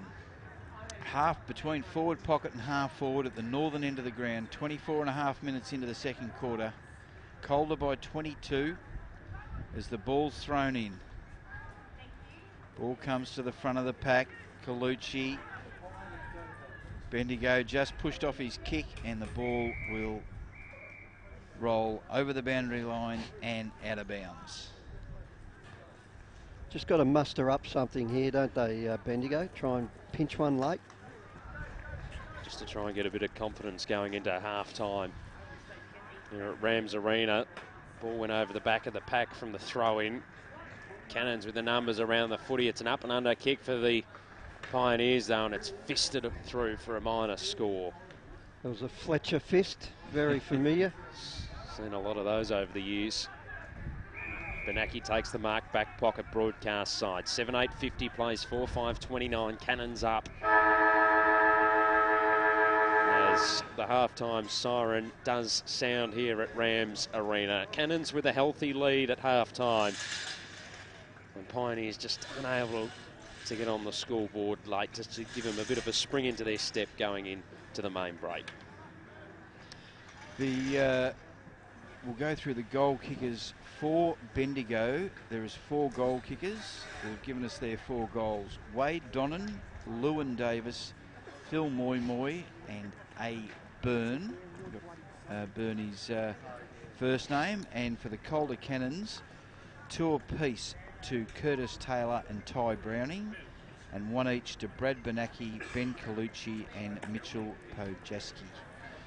It didn't get too out of hand, that lead for Bendigo. They'd be okay with it, given that they trailed with the wind at quarter time. So they were trailing by a goal at quarter time. So they're 21 points down now. So it's a little bit of a lead, but it's not not damage control yet. No, they just need that big quarter, and they've got the breeze behind them. So we'll see what they can do. We'll take a break. With all things being equal, we're going to have a chat to the talent manager and some players from Bendigo. Stephen Sharp is their talent manager there. We will take a break, be back on the other side of this. Essendon captain Goddard settles, and he's done it. He's slotted through the match-winning goal. Roughhead flies high across the pack and takes a classic mark. Pendlebury's leading from the front, clocking up the possessions today, and young gun Josh Dunkley is looking good in his debut match. NG, the power behind Gippsland Power. For the past 19 seasons, NG, Loy Yang B and Hazelwood has been kicking goals with Gippsland Power as major sponsor. Gippsland Power, the backyard playground of tomorrow's future stars. Go Power! If you love your under-18s footy and want to know more about the future stars of the AFL, then check out AFL Draft Central. AFL Draft Central is the only AFL draft-focused website providing draft profiles, power rankings, video highlights, exclusive interviews and all the stats you need on the up-and-coming stars of the TAC Cup. To check them out, visit afldraftcentral.com.au, like them on Facebook or follow them on Twitter at AFL Draft Central. AFL Draft Central, proudly supporting TAC Cup Radio. Technica is an Australian company that's been importing Italian-made and European-designed cooking appliances and white goods for almost 20 years. Technica appliances are a fusion of cutting-edge technology and contemporary design, providing a high level of style and sophistication to any kitchen. This is why so many leading architects, developers, interior designers and builders use Technica appliances, because like their customers, they want the very latest in innovation and quality. Technica, proud sponsor of the Northern Knights and TAC Cup Radio. For all your workwear, head down to Cowboys Cash and Carry, Unit 1, 169 Settlement Road, Thomastown. High-vis long and short sleeve work shirts just $5. Expect to pay triple elsewhere. High-vis wind cheaters in fluoro orange or yellow, just $8. Sizes all the way up to 5XL. If you mention this ad, they'll throw in a 3-pack of work socks free.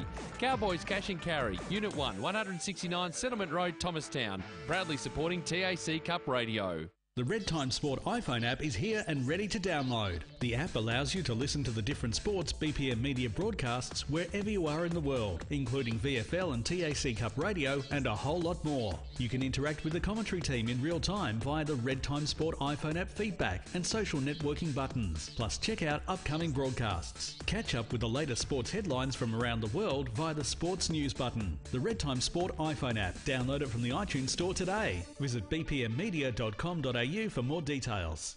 TAC Cup Radio has its own Facebook page. You can find it by searching for TAC Cup Radio. Like the page and be kept up to date with everything that's happening in this year's TAC Cup season. Have your say on any topic, including the best on ground and the players making their mark on the competition.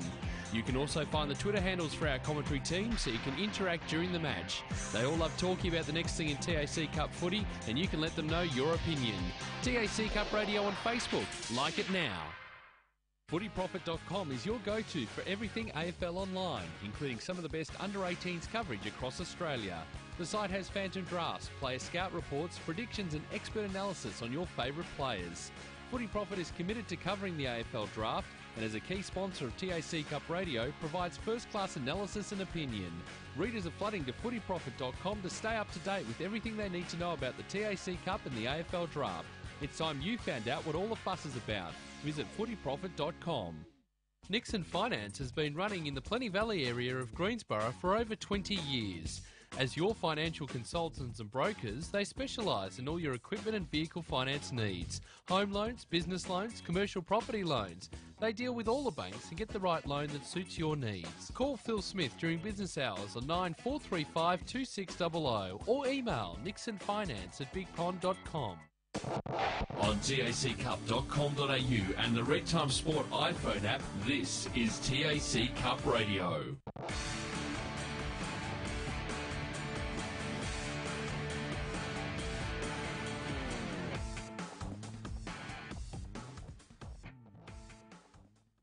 Essendon captain Goddard settles, and he's done it. He's slotted through the match-winning goal. Roughhead flies high across the pack and takes a classic mark. Pendlebury's leading from the front, clocking up the possessions today, and young gun Josh Dunkley is looking good in his debut match. NG, the power behind Gippsland Power. For the past 19 seasons, NG, Loyang B and Hazelwood has been kicking goals with Gippsland Power as major sponsor. Gippsland Power, the backyard playground of tomorrow's future stars. Go Power! If you love your under-18s footy and want to know more about the future stars of the AFL, then check out AFL Draft Central. AFL Draft Central is the only AFL draft-focused website providing draft profiles, power rankings, video highlights, exclusive interviews and all the stats you need on the up-and-coming stars of the TAC Cup. To check them out, visit afldraftcentral.com.au. Like them on Facebook or follow them on Twitter at AFL Draft Central.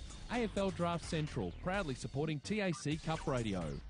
Technica is an Australian company that's been importing Italian-made and European-designed cooking appliances and white goods for almost 20 years. Technica appliances are a fusion of cutting-edge technology and contemporary design, providing a high level of style and sophistication to any kitchen.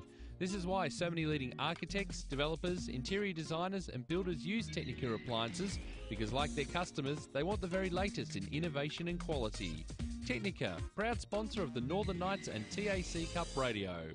For all your workwear, head down to Cowboys Cash and Carry, Unit 1, 169 Settlement Road, Thomastown.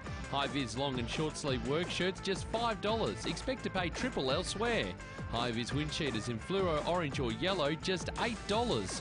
Sizes all the way up to 5XL. If you mention this ad, they'll throw in a 3-pack of work socks free.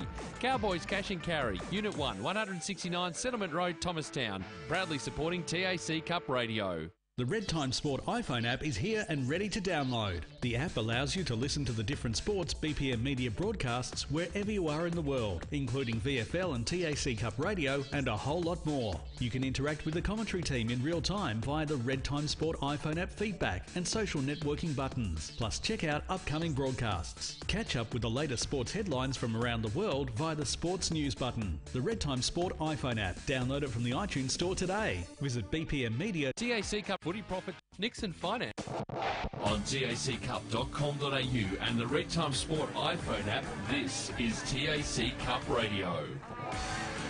Back here at Rams Arena, it is half-time, grey skies, and the score is 7-10-52 to 4-5-29. Matthew Cox and Phil Crooks here, and we're joined by the talent manager of the Bendigo Pioneers, Steve Sharp. How are you, Steve? G'day, Phil. Hey, Matt. How you going, boys? Good to have you. We spoke during the week, and I said one of our promises, we haven't seen a lot of the Pioneers, Understandably. but we want to see a hell of a lot more. So this is the start of it. Firstly, tell us a bit about you, Steve. I remember doing a Bendigo game up at QE Oval, and I think it was near when Ray Byrne retired. Yes, 2 years ago, Phil. 2 years. So I remember we had a good interview with him up there in the old media box there. So give us the Steve Sharp story. Where do you come from? Oh, look, I've been involved in footy probably forever, Phil, as most of us have been. Country coach and played, and then administrator in recent years. Had 5 years with the AFL in Canberra, working up there, and we developed the Rams program that New South Wales ACT Rams were in the competition, the TAC Cup in '96 through for a few years. So I was involved in that up there. David Noble and Stevie Wright were our coaches at the time I was there. And they win a premiership at some stage? First year in, we were runners up to Northern Knights, and That's right. Big Lance Whitnell kicked 8. You saw Lance here today. You should Lance trip him over. Yeah. So we weren't quite good enough, but I think they were on a roll then. And we had another guy at the other end, Matty Harrison from Eastlake, who kicked 7, but we weren't good enough. So that was a long time ago, 20 odd years ago. So 20 odd years ago, and I think you had a medalist. Lenny Hayes, I reckon, won the Morris medal. Won the Morris medal the following for the year Rams, in '97. Yeah, no, Lenny went on, had a great career at St Kilda. So yeah, that was me up there. And then we moved back to Victoria, and I worked in the beer game with Lion Nathan for 14 years, and like many people, club volunteer, junior footy coach, president of a footy club in Bendigo, and did all that stuff. And then Ray retired. So my wife said to me, she said, "You might enjoy that job," so I thought I'll put my hand up. Yeah. There's not much to do, is there? There's plenty to do. I've just got a new car. I've done about 9,000 k's in about under 7 weeks. So I could imagine. Anyway, that's the way it is. Just running it in. Yeah, running it in, absolutely. Tell us about the Bendigo Pioneers. Yeah, look, well, hopefully we'll get a wriggle on in the second half here. We've been a bit hot and cold early on, but credit to Calder. They've been playing better than us. But yeah, we had a list of about 65. I think we needed to extend our list a bit to make sure we had plenty of numbers at training. With the region size it is, we've got kids in Mildura, kids from Broken Hill relocating to Mildura and to Bendigo. We've got Jai Calder, who's just come up here with me. You'll have a chat with him in a minute. Jai's moved from Bendigo to Geelong Grammar. He's one of 6 boys that we've got at Geelong Grammar from our region. A couple from Mildura. There's 2 from Swan Hill and 2 from Bendigo. We've got kids in Swan Hill training. And we've got a couple of kids in Melbourne at Scotch College and Monash University, so we are pretty spread out. One of our biggest challenges is that we just don't get our squad together to train. So that connectivity is always a challenge. It's a bit like an interleague footy team getting the boys together. The boys have to put name tags on. Yeah, well, nearly. Well, yeah, there's quite often a lot of introductions to some of the kids. They don't even know one another. But look, we're not worried about that. It's not a Well, as much as we want to try and create a good club environment, it's a footy program, and we understand that the kids are privileged and got a great opportunity to be involved and come under the eye of the AFL recruiters. That if that competition wasn't involved or wasn't evolving, those kids wouldn't get that opportunity. So we're grateful for that. What are some of the things that you do to try and bring them together and get some sort of a game plan structure working? Because feeding a lot of bits and pieces would be a bit like a jigsaw puzzle at times, trying to find the right swap. Yeah, Matt, it is. We've got a great coach in Rick Coburn, and his coaching group do as much as they possibly can during the week, but communication's got to be pretty high to kids that are out of the region that aren't getting to training. In fact, we're having a mid-season training camp because we've got, as I explained, kids all over the place and other summer sports. We don't actually have a pre-season training camp because we can't get the kids together. So we certainly didn't this year. So we're going to have a mid-season training camp in Bendigo on the 13th and 14th of July. Hopefully the boys from Grammar are home and we can get an opportunity to finish off the year in a positive note and get the kids to enjoy it. Yeah. And what about the year to date? Obviously, looking at the scoreboard and the ladder, it hasn't been the greatest of seasons so far. What are some of the highlights that you've taken out?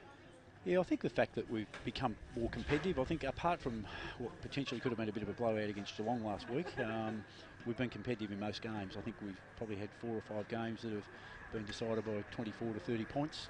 We got beat by 3 points against Northern, and yes, I think that competitiveness, we're not getting smashed in quarters as we perhaps used to do, but certainly, there's a lot of positives in it. I think we've shown that we might have only won 3 games, but we think there's another 3 or 4 wins there potentially in the next couple of months for us. We know the competition's not measured by wins, but it certainly helps if you're winning.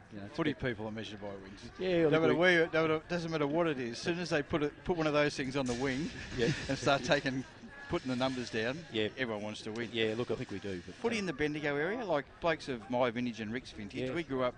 It was all those Carlton blokes that came from Golden Square and those sort of places. Oh, yeah.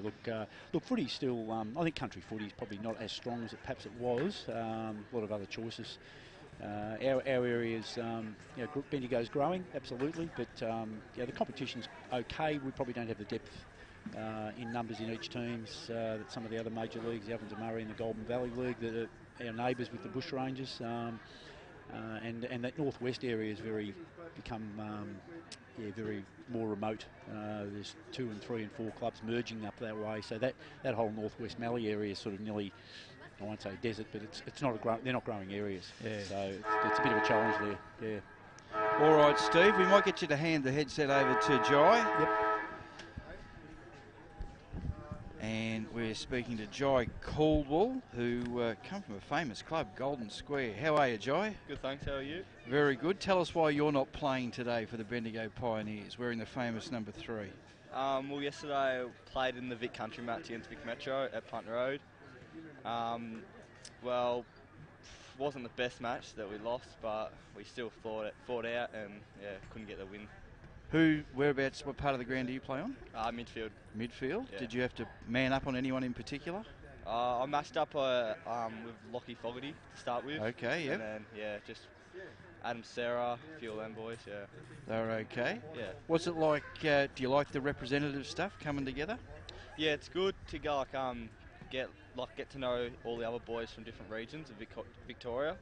It's good, with the camps every couple of weeks to get to know them and all that. So it's good. Is there many boys you knew before? Because you're a bottom major as well. Yeah, I knew of them, but I didn't really know them personally. I know the grammar boys like O'Brien, Dowie, Bigger and all that, but yeah, I don't really I didn't know much of the other boys. That's the others. Who coaches you in Vic Country? Matt Bettistello. And what's that like, having a different voice? It's good. I had him last year for the 16s carnival, but now he's got pushed up to the 18s, and he's a real good coach. Bit of continuity. What do you look to take out of those games and then bring back and apply to your game at the Pioneers? Well, school footy is a lot different compared to our country state stuff, obviously, but I reckon the speed of the game, you gotta keep up with it, and also your efficiency. When you're kicking and handballing, you've got to make sure you hit your targets and all that. So. And is that an area of the game that you're trying to constantly improve? Yeah, well, you've always going to improve in that, because the higher you go, obviously, the quicker the game will be. So you've always got to try and hit your targets when you can. What's your trick? What do you do? Is it your engine or your pace, or what is it? I've got no idea. I just try and find the footy. Try and find the footy? Get a handball. Because I want to see you in action, but if I can get you to Essendon at any stage, so I'm always trying to slide guys under the radar to Adrian Dodoro at Essendon if I think they're going to be any good. So you got it. Did you feel a difference playing TAC Cup going into the Vic Metro Vic Country game?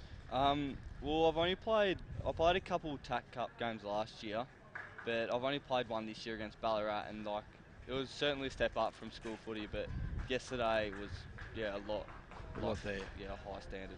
All right. And Pardo, Phil Partington was he looked after you? Yep. Don't you ever call him Ballarat? He'll bite your head off. GWV Rebels. He's bitten our head off about that, I can promise you, as we try to change. Your junior footy, mate, you always through Golden Square? I used to play for Maiden Galley for a couple of years, but I moved over with a few of my mates to Golden Square.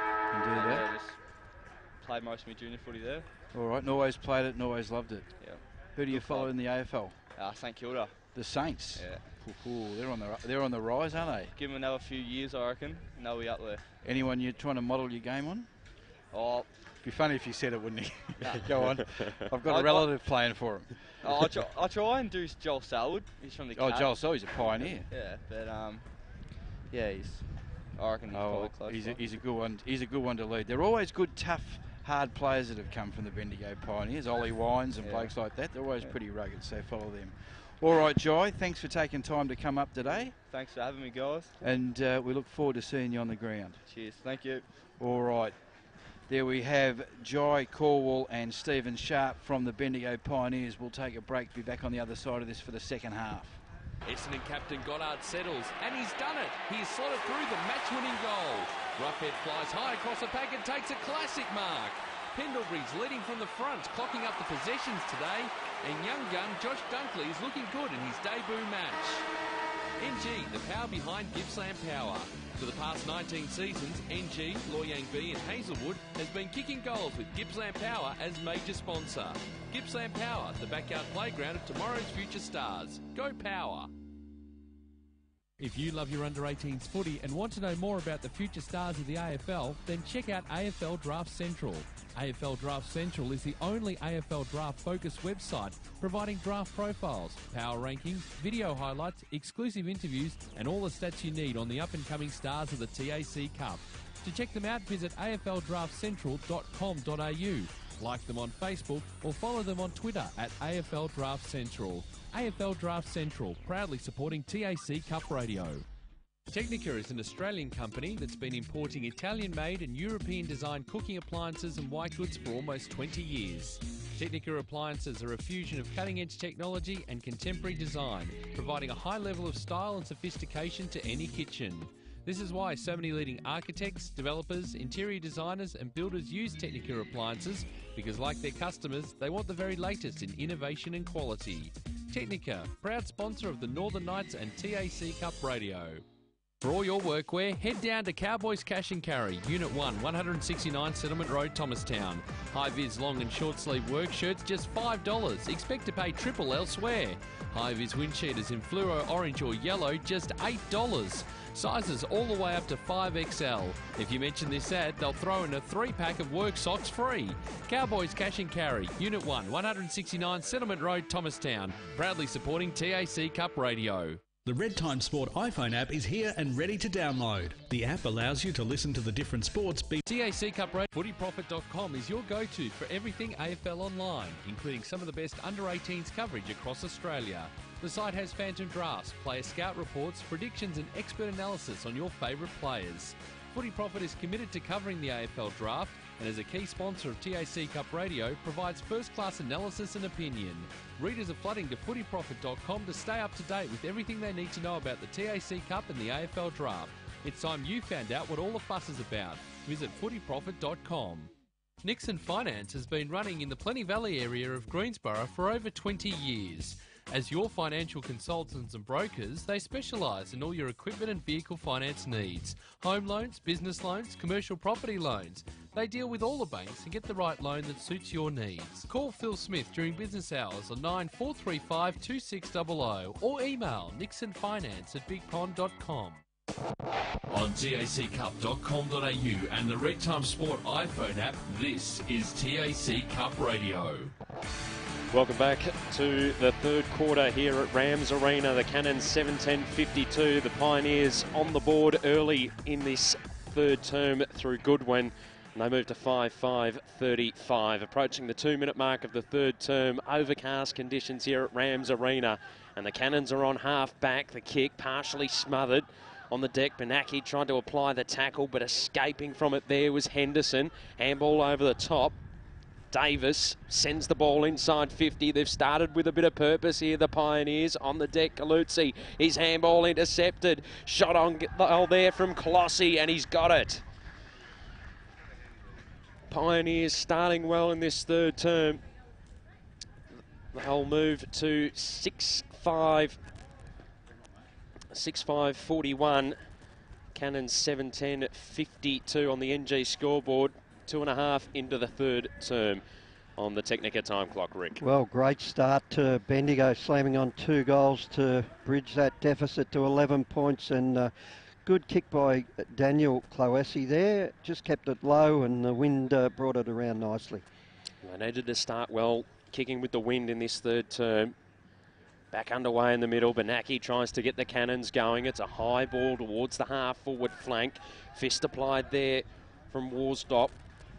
Comes to the deck, running through the contest there was Henderson. Handball over the top, ends up back in the hands of Worsdorp. He sends it towards the half-forward flank on the broadcast side for the Pioneers. Cannons under a bit of pressure here early in the third term, and they've turned it over again.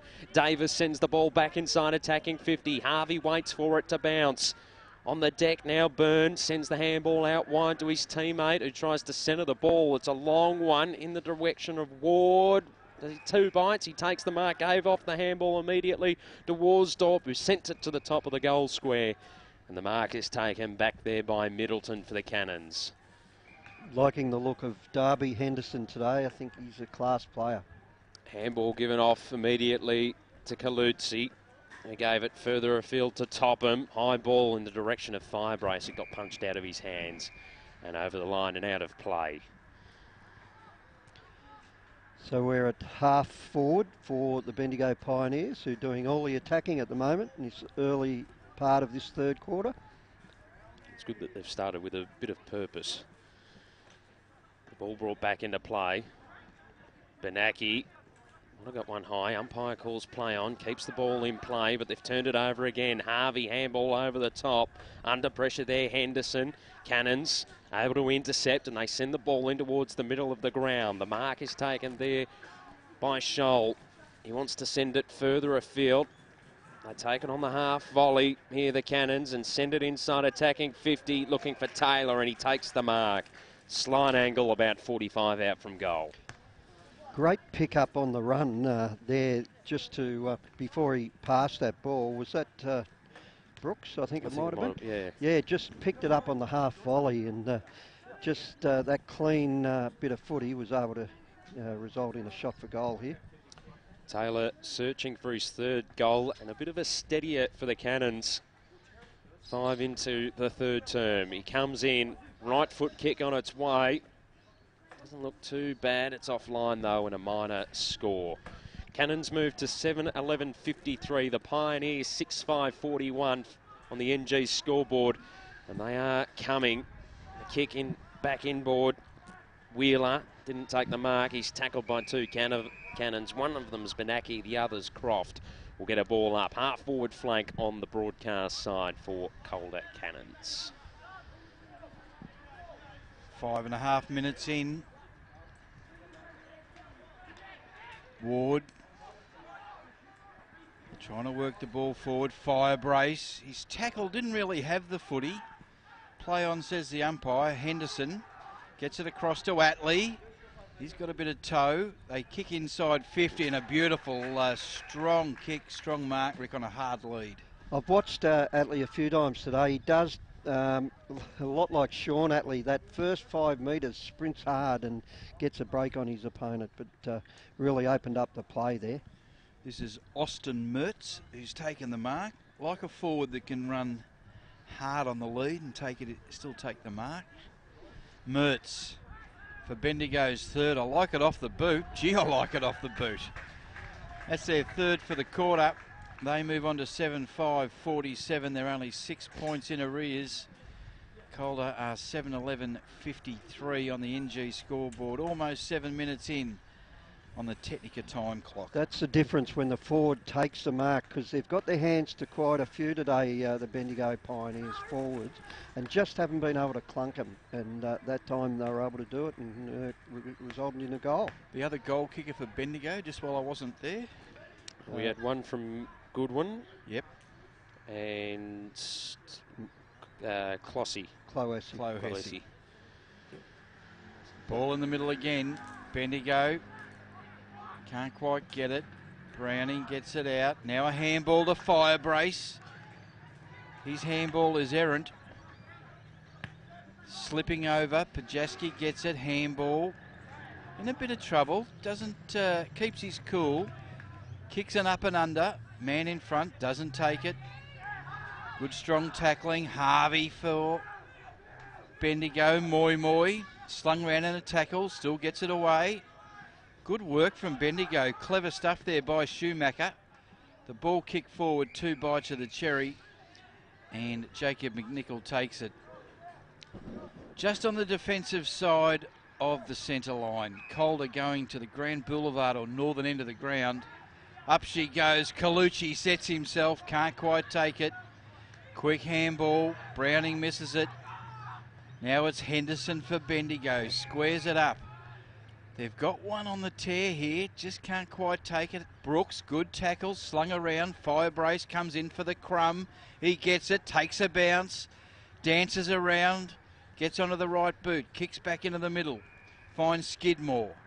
Skidmore just takes a breath, looks up, kicks into the centre of the ground, finds Benaki, plays on straight away, wheels onto the right.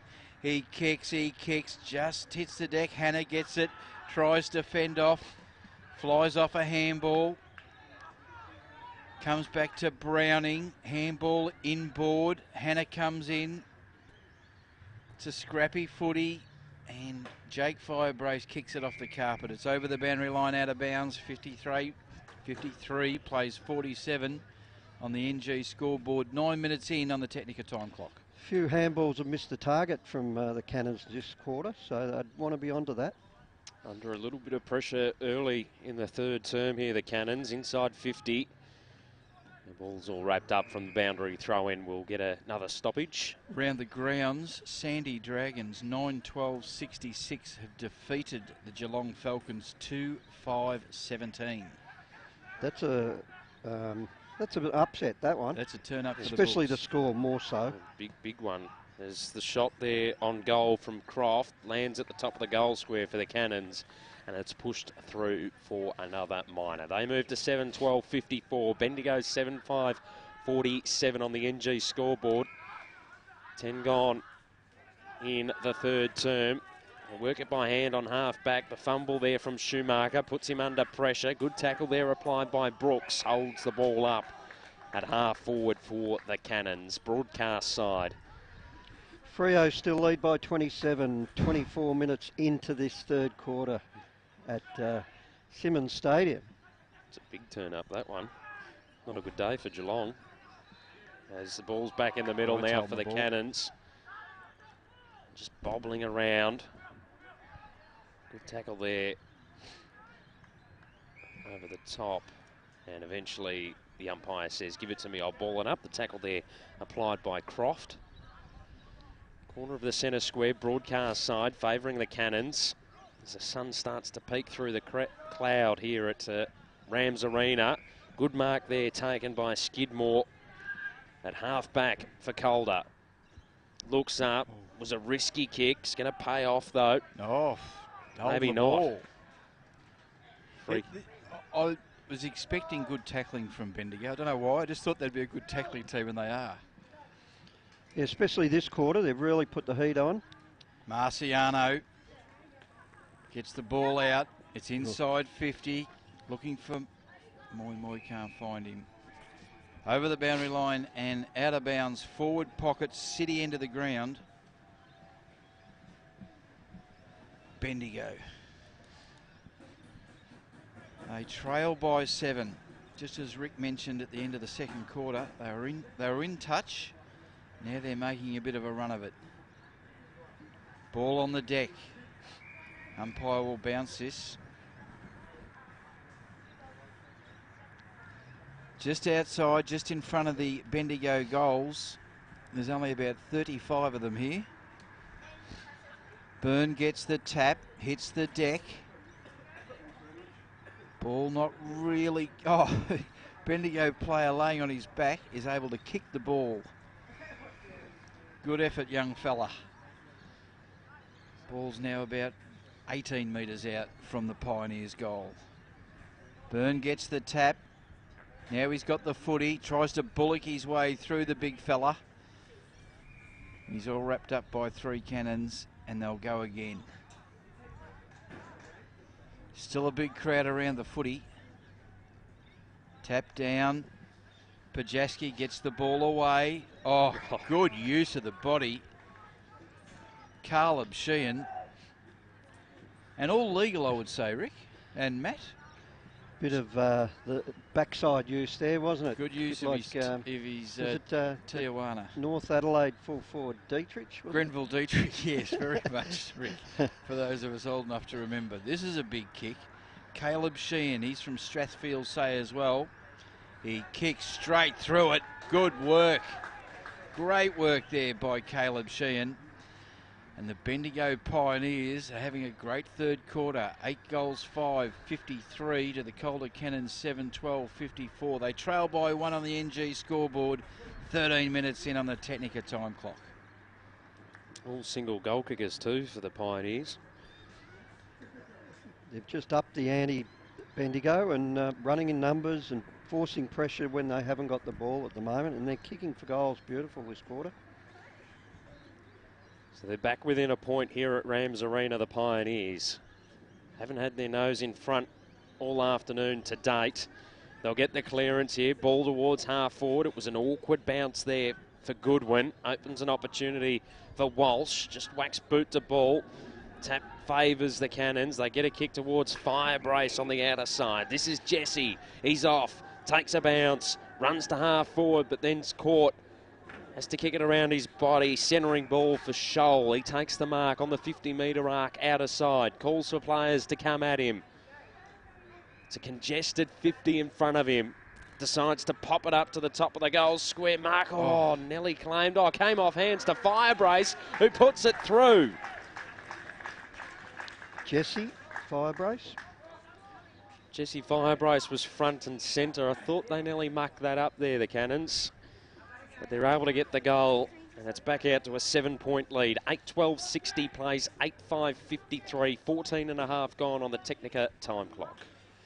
Was it Jesse or Jake over here that took the ball? Whichever one it was. I think it was Jesse. Taking the ball and bouncing after 5 metres. Like, run your 15. Get away from your opponent. He did try to get away from his opponent, who stuck with him well there. I think it was Hunter Lawrence at that stage, just stuck with him. Didn't allow him to run off towards the goal, but they ended up mopping up anyway. Bendigo straight into attack. This is Henderson. He kicks it along the carpet. It's just bouncing, bouncing, bouncing, bouncing over the boundary line and out of bounds. He's one of those that have caught my eye today, Crooksy. Darby Henderson. He's been a beauty, hasn't he? One of those skillful on-ballers that I like. Ball to be thrown in. We are 15 and a half minutes into the third term. 60 plays 53. The home team's got it at the moment. Bendigo have got it deep in their attack. They've got the win with them this quarter. Ball tapped. Bit of a deadlock. Ball comes out. Plenty of manoeuvring. Colucci feeds the handball out. It's kicked to centre wing. Ball taken here by Ward. He goes inboard, has to be clean. This is Matt Harvey. Puts in a little shorty. He finds Campbell. Campbell squares it up. Marked just on 50. He backs himself here. Let me just pick him up in the binoculars. This is Mitchell Kemp. He'll probably kick from 51 or 52 metres. He's gone back like Michael Holding. He's on probably a 30-degree angle. Kemp. It's long, it's low, and it goes over the back of the pack and over the boundary line and out of bounds. Never really gave it a red-hot go. No, he went more to the top of the square there. It's surprising with the wind behind his back. Ball to be thrown in. Forward pocket, freeway side of the ground. It's got a little bit brighter here. Sun not quite peeping through, but ball's thrown in. Campbell taps it down. Tackled into the dirt. They get it out. Now it's kicked clear. Calder kick it to centre wing. Comes to the dirt. Beautiful work by Taylor. Gets it to Colucci. Kicks to half forward. Lovely mark. Ball gets fed across. This is Sevier. Kicks to the top of the 50. But it's a safe mark there taken by Mitchell Kemp. He goes straight down the middle of the ground. Kicks out wide. Mark taken by Byrne. Over to Harvey. Harvey over the top. A little bit more system in their play. Bailey Henderson. He gets caught. Handballs to no one in particular. Calder get let back in. This is Cody White. They get it across to Middleton. He's got a man all alone in the goal square. And he's got it in safe possession. Lowered the eyes. Saw the Cannons man right just on the edge of the goal square, all on his own. What he was doing there on his own is another question I'll put to you, Rick. But Curtis Taylor will kick from 13 metres out, just off centre. He is going for his third goal of the afternoon, and he's got it.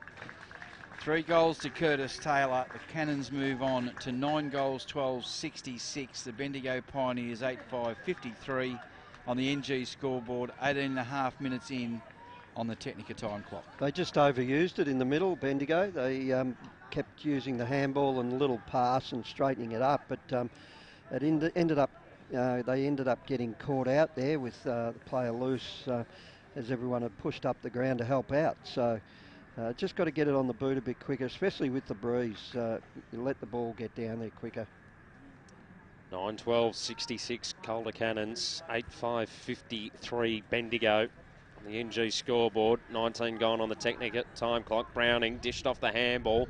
Long ball back inside attacking 50 for the Cannons. No one's able to take the mark. Taylor tries to get it. Pioneers, they're caught by Firebrace and they've turned it over. Browning sends it towards the top of the goal square. Taylor has to apply the tackle. Ball bouncing at half forward for Calder, but it's all Pioneers. Henderson dished off the handball to Mertz, who's put it out on the full. So the Cannons will get another opportunity to reload. Centre wing broadcast side. Just looks for options. Decides to send it down along the boundary line. High ball. Browning sitting underneath it. Got a hand to it. Mertz getting involved for the Pioneers. The handball out of the contest to Byrne. He got caught by Benaki. Got the kick away in time in the direction of Bailey. Henderson couldn't pick it up. Has support now in Wheeler. Sends the ball towards the half-forward flank on the broadcast side for the Pioneers. The handball's given off to Goodwin. He puts it inside attacking 50. And the mark is taken on a very tight angle by Matt Harvey, who has been one of Bendigo's best this afternoon. And he looks like he's going to have a shot. Very tight angle. We'll have to kick it from about 35 metres out. Harvey comes in, like it. And it's just to the near side. Minor score. What a great passage of play, Rick. Yeah, and started through Byrne, just strong player. It is Byrne, is it? Yeah. It's listed as McHugh in the record. McHugh is 63. 63, okay. But Byrne, just a strong lad and was able to force through the pack there. Byrne in it again, picks the ball up very easily, swings onto the left, just thumps it inside 50. The big men fly. Good mark. Pajaski. It's a contender for the footyprofit.com mark of the day, that one. Absolutely. Gets it over to Walsh. Walsh squares it up. No mark, says the umpire. Bendigo jump on it. Get the ball out. Cannons work it to centre wing. Fire braces loose if they can get it to him. Decides to go into the middle of the ground. It's intercepted by Big Byrne again. Now Benaki, good hands. Henderson just kicks it up to no one in particular. In fact, he kicked it to Firebrace, who goes forward. He sees Sevier. He can't pick it up. Under a bit of pressure. Betson. Umpire will have a look at this and ball it up. Sun peeping through. Few shadows on the ground. 22 minutes into the third quarter. 66 plays 54. The Calder Cannons have led the game the whole way. Betson's kick smothered. It's close to the boundary line. Oh, Taylor, brilliant work. Puts in a little kick. Doesn't go the required distance. Now they work it out. Kick for goal. And it's a behind. It's Benaki. Bendigo bring the ball in quickly. Firebrace almost gets in there. It's taken by Lawrence. Now they get it across.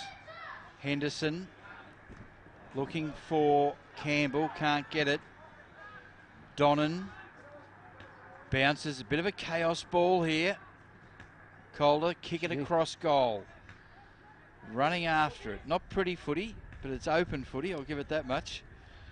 Kicks out to the halfback flank. Calder take it. So the mark looks like it was taken out there by Graham. Puts it over the top towards Walsh in a contest. Pioneers end up with the footy. Claimed, though, is Henderson. The umpire says, give it to me, I'll ball it up. Just outside attacking 50 for the Pioneers. They trail 8-6-54 to 9-13-67 on the NG scoreboard. 23 into the third term on the Technica time clock. Pioneers try and work it by hand. Donnan puts it up inside attacking 50. All Cannons back there, though. Pajaski takes the mark. Back pocket out of side for Calder. Decides he's going to send it back down along that outer boundary. High ball to a contest. Good marks taken there by Bendigo. And just chip it over the top. And now a long one. Oh. Long one. Goal. And that looks like it's Mertz that's got it. Austin Mertz. No. Just in the middle there. Yeah, I think it was this bloke coming off, Rick. Left footer. We'll give it to Austin. That's his, I think that's his second. I think we'll give it to him. 10-6-66 Bendigo, 9-13-67. A point the difference, 24 and a half minutes in. I'm giving it to Bailey Henderson, Crooksy, but I could be wrong. All right, we'll check it at the end of the game. Ball comes out for Bendigo. Close to the siren. Let's see if they can find themselves in front. They're putting on the pressure. Been a great quarter for the Pioneers. That's clearing kick by Calder. Comes over. They find a man on outer halfback flank. And it is Sevier. Sevier kicks it into the centre. Needs to be needy is Colucci. Oh, now they could be on. Oh. Calder. Look to take it. Kick smothered. Bendigo jump on it. Oh, can't quite get through there. Shoemaker. Little bit neat and bit too cute there. Ends up with Colucci. He kicks one inside 50. Comes over the back. What a mark. That is a footyprofit.com.au mark of the day contender. And that'll be Jacob McNichol, who's marked this for a much needed goal right on the close to three-quarter time. They only lead by a point. He's going to line up from 16 metres out. As the siren sounds, McNichol comes in, kicks, and makes no mistake. That's his first for the game, and they get around him, the boys.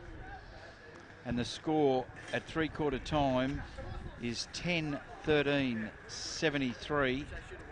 And the Bendigo Pioneers are 10-6-66. They kicked 6 goals, won that quarter to 3 goals, 3. Good quarter for the Pioneers with the breeze. The goal kickers for the Pioneers, and we'll just take this on advisement at the moment.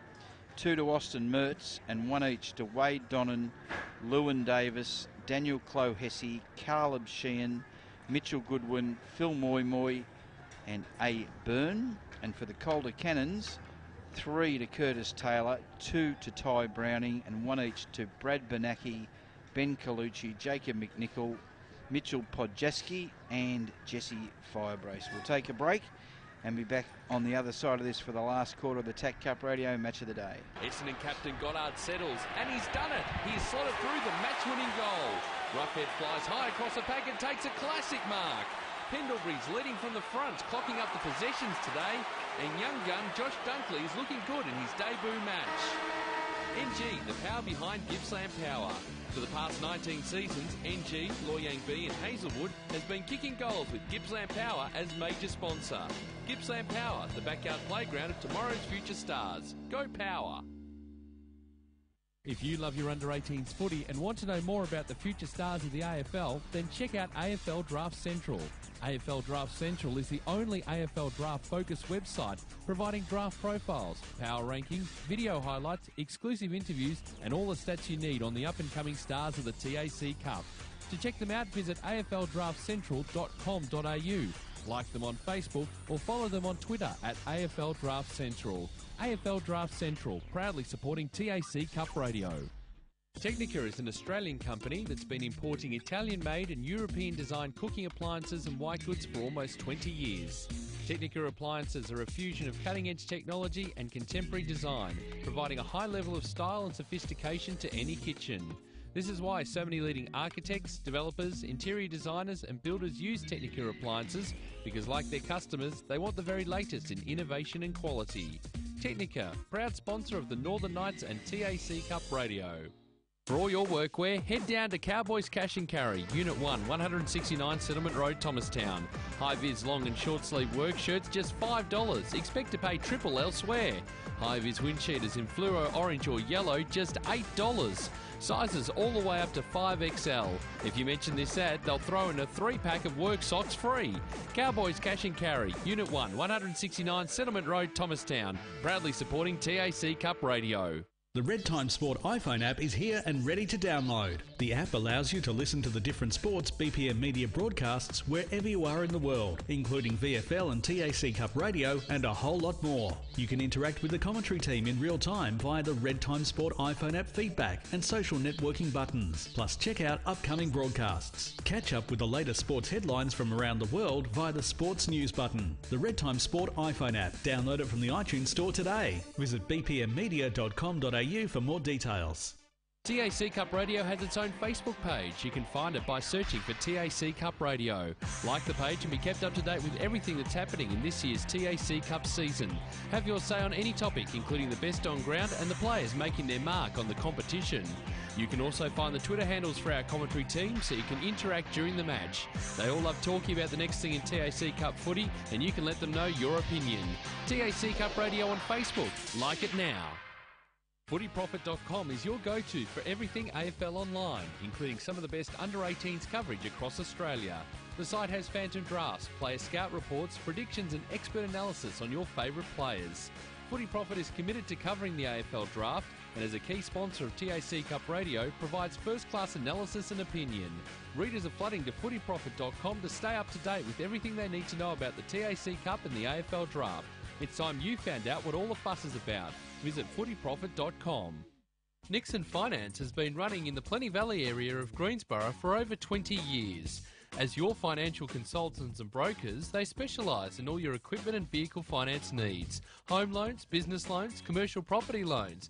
They deal with all the banks and get the right loan that suits your needs. Call Phil Smith during business hours on 9435 2600 or email nixonfinance@bigpond.com. On taccup.com.au and the Red Time Sport iPhone app, this is TAC Cup Radio. Back here at a sun-drenched Rams Arena. Beautiful afternoon now.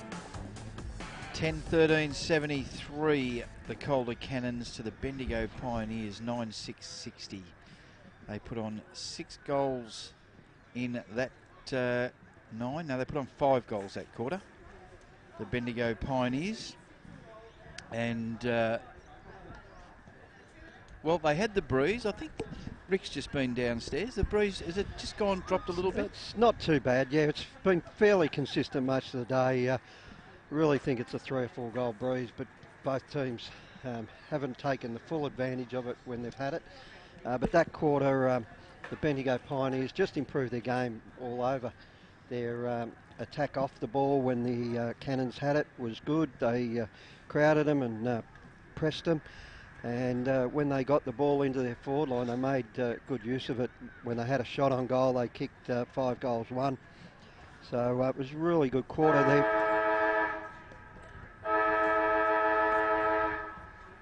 Just where they didn't hold up the Cannons was they allowed them in with 3 goals. So they weren't able to pull back the margin far enough, I think, to run out this game. So I suppose whoever's got the legs, the win won't play a huge part, but Calder would have to be favourites now. Oh, they'd go in favourites going in. What are your thoughts, Matt?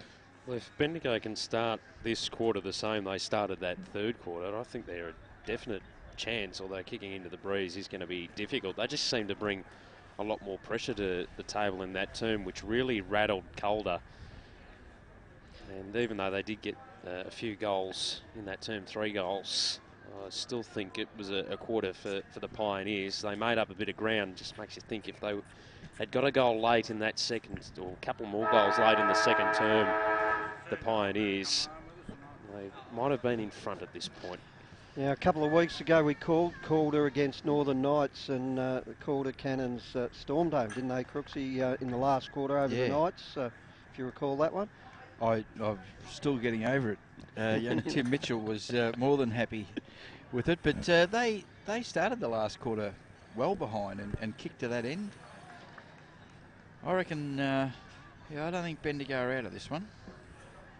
I think they're a big show. Just trying to get around the grounds to give you a few more updates. Well, just to catch up, that Murray Bushrangers defeated the Eastern Rangers 16-4-100 to 11-18-84.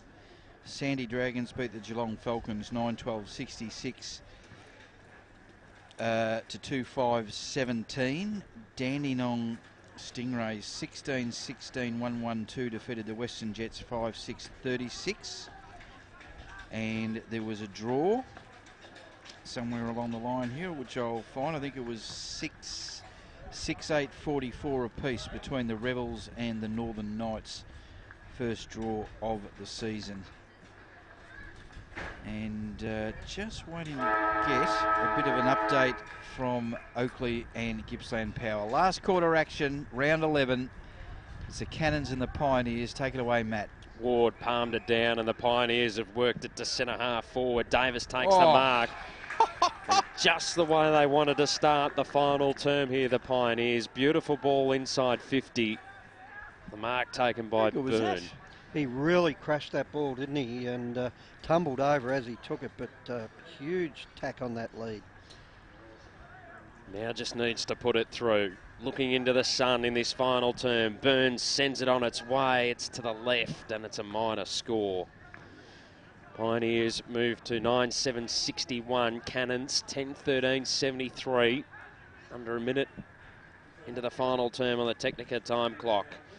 Long ball. Oh, Browning went for the fly. It went too early and pushed his man in the back. So the Pioneers get another opportunity to send it back inside 50 through Schumacher. High ball, almost a mark, not completed there. Caluzzi gets it out for the Cannons. It's just an up and under kick back in towards the middle. Schumacher dropped it, had time to gather, now got collected. And he's going to be pinged for holding the footy. Free. Bit late, but the call was right. It was a bit late. Free kick to go the way of the Cannons in the middle of Rams Arena. It'll be Croft to take it, sends it towards the outer side. Pack flies, comes off hands, Firebrace strips the tackle, puts it on its way. It's a vacant goal square, it's accurate. Harvey getting there just on the line. Minor score for the Cannons. We'll move to 10-14-74, Bendigo 9-7-61. Got a bit of movement on this broadcast side. The chip kick goes short and hits up Darby Henderson. Henderson's on centre wing. He puts in a little shorty. He finds Clohessy. Daniel Clohessy just slowing up the tempo of it. He kicks to in front of the commentator's box. 2-on-1. McNichol punches the ball over. Round the grounds, Oakley charges 13-9-87 at three-quarter time. Lead the Power 3-6-24. I think the Chargers have got that one home as the ball is thrown in right in front of us. Oh, it's a bit of a shorty. Colucci's collared. Taylor can't take it with him. Bendigo going to be driven into the dirt. Firebrace takes the crumb. Now slammed forward by Browning. It's a dirty big up and under. 2 bites of the cherry at the back. Can't quite take it. But eventually Hannah gets it. Brings it around on the breeze. Can't bring it enough. Another behind. 10-15-75, 9-7-61, 14 points in it on the NG scoreboard, 3 minutes in on the Technica time clock. Bendigo, plenty of loose players. Now they've got the footy. They kick to centre wing, just over the top. Good work. Quick hands, needs some help. This is Walsh, he's collared and dispossessed. No free kick. Bendigo in again. Benacki could have got caught high. And Brad Benacki takes the resultant free kick on the half-back flank. He's going to go down the scoreboard side of the ground. It's a big kick. Bendigo at the back have taken the mark. And this is Mitchell Kemp. Kicks it to the centre. Joby Ward goes out wide. They can run on. It's a funny little kick inside 50, or just to the top of the 50. Lewin Davis has taken it. It's in. Is that inside 50? Bit hard to tell in the sunshine. The sunshine and shadow. Yeah, about 2 metres in. It's Davis. Got a bit of breeze to contend with. He lays back on it, gives it a fair old chance. Comes off the back of the pack and will go over the boundary line, out of bounds, forward pocket. Important play this. 61 plays 75. Bendigo into the breeze. Ball to be brought back in. Sunshine. Good throw in. Campbell knocks it down. They're going to clear it. Taylor kicks it to us up in the stand. You can hear the ball bounce. And it'll be Matt Harvey to bring the ball back in for Bendigo. So really need to make the most of this opportunity now if they're a chance to win. Harvey searches for options. Sends it inside attacking 50. Not a great kick. Oh, no mark taken for the Cannons, though. They're under pressure in defence. The handball. Clohesi chasing after it. Couldn't collect it cleanly. The Cannons with the numbers around the ball. Eventually ends up in the hands of Walsh. Sends it in the middle but turns it over. Schumacher takes the mark. Has Moy out here. And he'll take it. Here. Just has to chip it over the top. Oh, the teammates nearly collided. Davis ended up taking the mark. He'll chip it over the top to Harvey. He's about 45 out from goal, tight angle, and looking straight into the sun. As are we, Matt. Yes. Going to be a tough kick. Interesting to see if he goes for this. So, Harvey. Right to left. Pivotal moment in this match for the Pioneers. Gets this, and they'll get a sniff. Harvey comes in, puts it on its way. It was touched. Fibrace comes across, takes it. In fact, that's Colucci's that's got it. Puts it on the boot. It's a high ball towards centre wing. Good mark taken, though, by Beatson. Gives off the handball immediately to Moy. Sends it back towards the half-forward flank on the broadcast side. Ball comes off hands. Middleton front spot. Able to collect it cleanly. Fires the handball out of the contest to Hannah, who puts it towards centre wing. Oof. Browning got it punched out of his hands by Moy. Back in dispute. Cannons with the numbers again around the footy. Colucci under pressure. Sends the handball. It's a looping one over the top. Not the greatest. Made a work for it there, Middleton.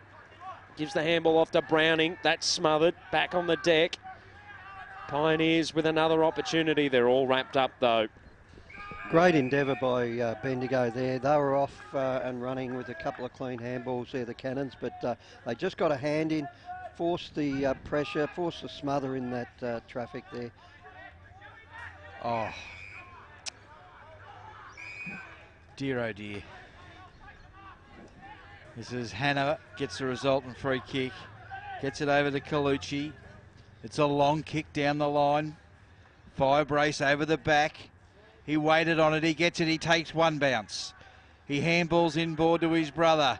His brother kicks on the outside of his boot, and he's found Brad Benacki, who has kicked it out of bounds on the full. The umpire, oh, he's pretty lucky. Now that was a touch of Arden Street back in the 80s. Crooksy, the Firebrace brothers combining there. Like the Cracker brothers. The Cracker brothers back in the day. Fantastic to watch. I think Brad Benacki is a bit lucky here. Very lucky. The umpire had blown the whistle. Benacki right in front. Kicks the goal. That is his second in the match. And it is Calder's 11th. They move on to 11-15-81 on the NG scoreboard. Bendigo are 9-7-61. They lead it by 20 points. 8.5 minutes in on the Technica time clock. Breaks the back for the Pioneers after all that hard work for about three or 4 minutes, and then the Cannons go up the other end and slot it through. Real heartbreaker for Bendigo. Ball back in the middle. Ward palms it down. They'll get a clearing kick towards half forward from Donnan. Cannons, though, again with the numbers. Walsh sends it back towards centre wing on the outer side. Hannah got claimed. The umpire says it's holding the footy. And the free kick will go the way of Moy Moy. Centre wing outer side for the Pioneers. They trail 9-7-61. Calder 11-15-81. Short kick to Schumacher. Now he'll go towards the pocket. Good fist there applied by Topham. Sees the ball over the boundary line and out of play. Forward pocket out of side for the Pioneers.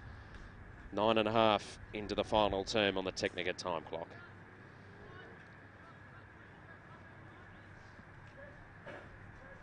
Ball be thrown in. We're 60 metres around from the Pios goal. Ball in dispute. Still stuck under a pile of players, and the umpire's got no choice but to come in and ball this up in the shadow of the light tower. Umpire in readiness. Up she goes. Running onto it. Harvey can't get it for Bendigo. It lobs up. It's punched out. Little kick up forward. Bit of a chaos footy again, and they're about 30 metres closer. Ball to be thrown in. 10.5 minutes in, 20 points in it. Pioneers would need to hop on their bike and get a couple quickly if they want to take the 4 points. No ruckman. It's kicked out of the air. It'll go across the face and it'll be another throw in. This side on the grandstand side of the goals. Sun streaming in, just thawing out my fingers. I don't know about you blokes. Ball to be thrown in. Good crowd of players around. Comes to the deck. Clearing kick for Calder. Handball. This is Graham. And again, it finds the boundary. See if you can get some action going for me, Matt. We're going to play it down for the Cannons too, just inside their defensive 50. As the ball's thrown back into play, Pioneers get it through Campbell, pops it up to a pack. Good mark. And Clohessy takes the mark. Surprised they went forward with that play because the player's still down in a bit of trouble. Now getting to his feet. That's Jack Evans. He's moving okay. It's good to see he's just slowly running off now. So Clohessy with the footy. 45-degree angle. Will kick it from about 35 out. Puts it on its way. It's offline. It's a minor score. Bendigo with a few opportunities early in this final term. Haven't capitalised. They moved to 9-8-62. Calder 11-15-81. They bring it back into play. Moy Moy pressuring it towards the boundary line and sees it over and out of play. It's all on the NG scoreboard. 12.5 gone on the Technica time clock in the final term here at Rams Arena. Ball to be thrown back into play right in front of us. Thrown in. Tap goes the way of Hannah. Walsh gets a clearing kick for the Cannons. It's a bouncing ball, centre wing broadcast side. Bajaski getting involved. Flick the handball backwards to Washington. Firebrace whacks it on the boot in hope, searching for his brother at half forward. Gave the handball over the top. In fact, that's Calusi back there for the Cannons. High ball inside attacking 50. Comes off hands. Pioneers, their kick smothered, bouncing ball. Skidmore picks it up, chips the kick short. Did it go the distance? It did to Middleton. Just debatable, that one. Very, very short.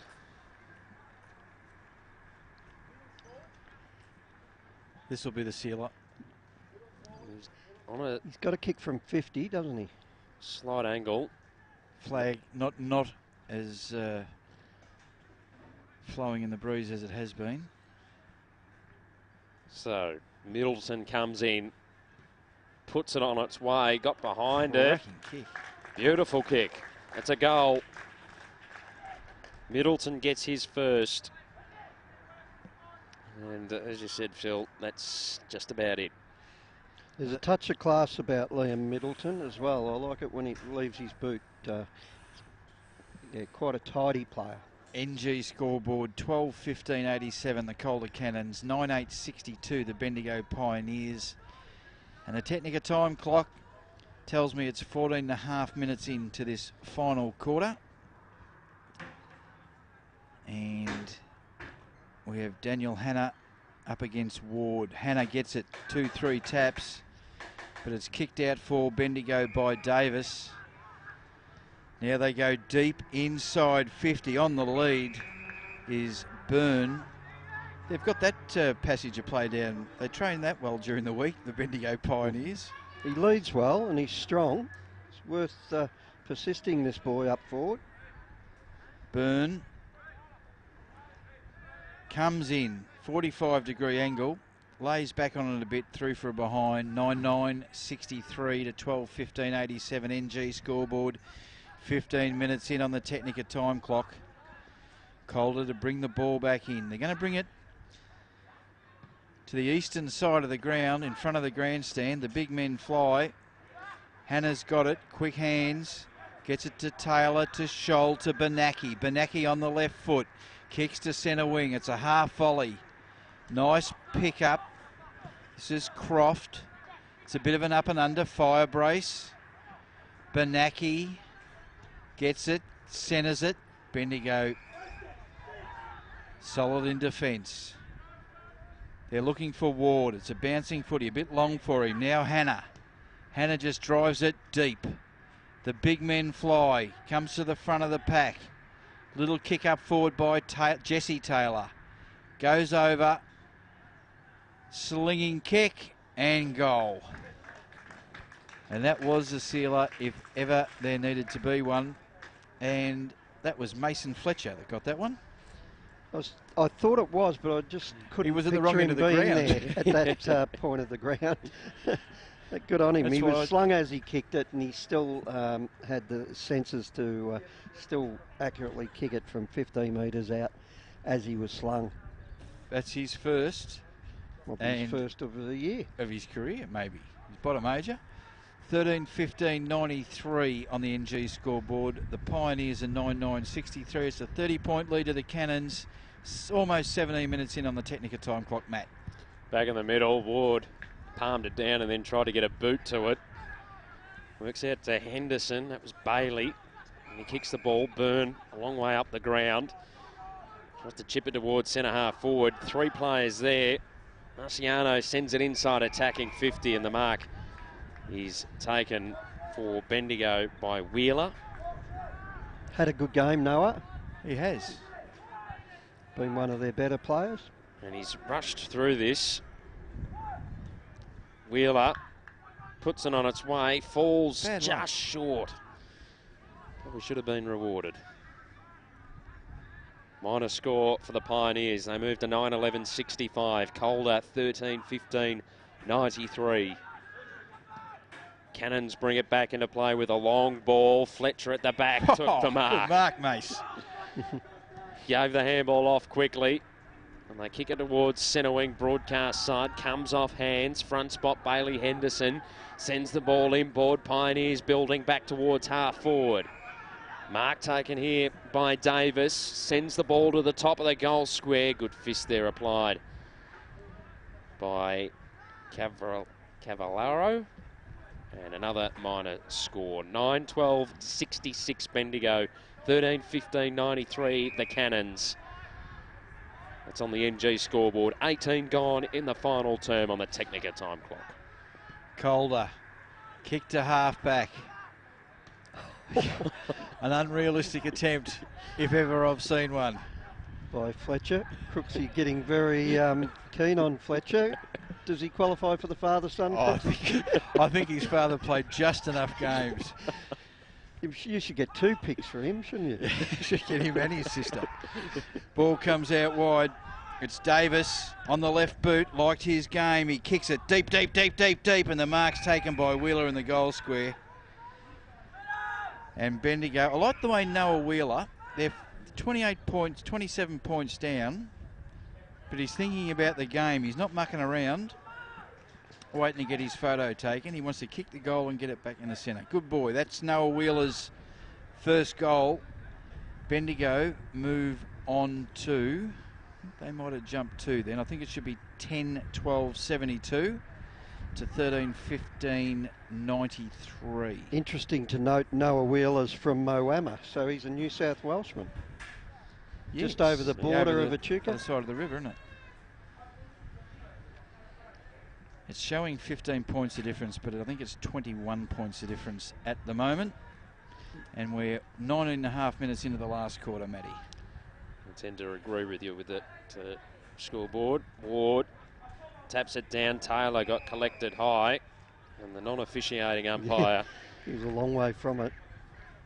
comes in and officiates. So free kick goes the way of Taylor. Being moved into the midfield in this final term. Long ball inside attacking 50. Browning got a hand to it.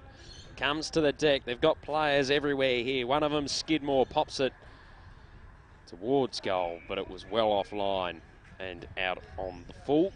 So Chisholm will get the free kick for the Pioneers. And he just chips it short to Henderson. And come across the face of goal. Got time here, although now the Cannons apply a little bit of pressure on Darby Henderson. Ball just pops up, taken on half-back by the Pioneers. They've got a free player on here in the middle. And he's going to send the ball further afield. They jump.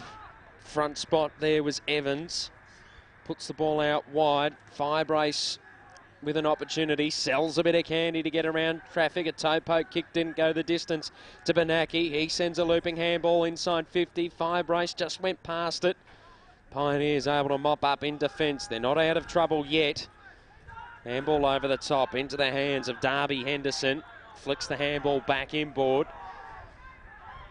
With a bit of time on his hand, Davis sends the ball towards centre half forward. The mark taken by Harvey, pops it up for his teammate inside 50. And that's Tom Campbell, slight angle footy out from goal. They keep coming, don't they, Bendigo? Even though they're probably out of the game, they're not giving up at all. Really pleasing signs for them. So Tom Campbell from Wedderburn comes in. Right foot kick on its way. Is a goal. So Tom Campbell with his first. And the Pioneers move to 11-12-78. Calder 13-15-93. 22 gone on the Technica time clock. And you'd think the Cannons have done enough, though, with the amount of time left in the match. I agree with you, Rick. I'm going to go home tonight. I'd love to see the Pioneers with a full deck, you know? Yeah, and it's been a good game of footy, this. The foot skills have been really good, considering it is the one of the future rounds. Yeah, I agree. So I've been pleased with the game itself. Bendigo getting the ball out again. They're coming. The clock's the enemy. Byrne, strength. Comes off the, roving off the pack. Henderson. Ball still, Henderson on his hands and knees. Gets the ball out. And free kick to Henderson. The umpire paid that from behind him, so whether he had a better view than we were in front of it, so he might have saw him, sort of threw him down. Well, I can tell you, from an Essendon supporter, anything can happen in the last few minutes of a match. Darby Henderson. What's he saying to him, the umpire? I'd say there's a report there, Rick. Sling tackle, I think. I'm not sure that was the... He did use that arm movement of a slinging tackle. So I think that's what that is. All right. Who's the player on the mark? Number 47. Topham. Jeremy Topham. Wonder if he's related, Rick. To Shane Topham? Not a common name, is it? No. Henderson comes in. It's a bit shy. And to the left. Comes off hands. Not over the line yet either. Now it is. Another behind. 11-13-79. Calder 13-15-93. 14 points the difference. Almost 24 minutes into the last quarter. Topham to bring the ball back in. Kicks to half-back. The big men fly. Great mark. Pajaski. Good in the air, isn't he, Pajaski? He is. Just that nice height. He kicks into the centre of the ground. He's looking for Taylor. Oh, they're on the burst here. Off they go. This is Graham. Graham, long, and hits the Wilbur. Hits the post. 13-16, 94, 11-13, 79, 24 and a half minutes in. Final term. Pioneers back pocket outer side. Wheel through traffic. And just pop it up towards the half-back flank. Sheehan takes the mark. Just chips it short over the top. Hits up Bailey Henderson. Bailey Henderson goes further afield to Harvey.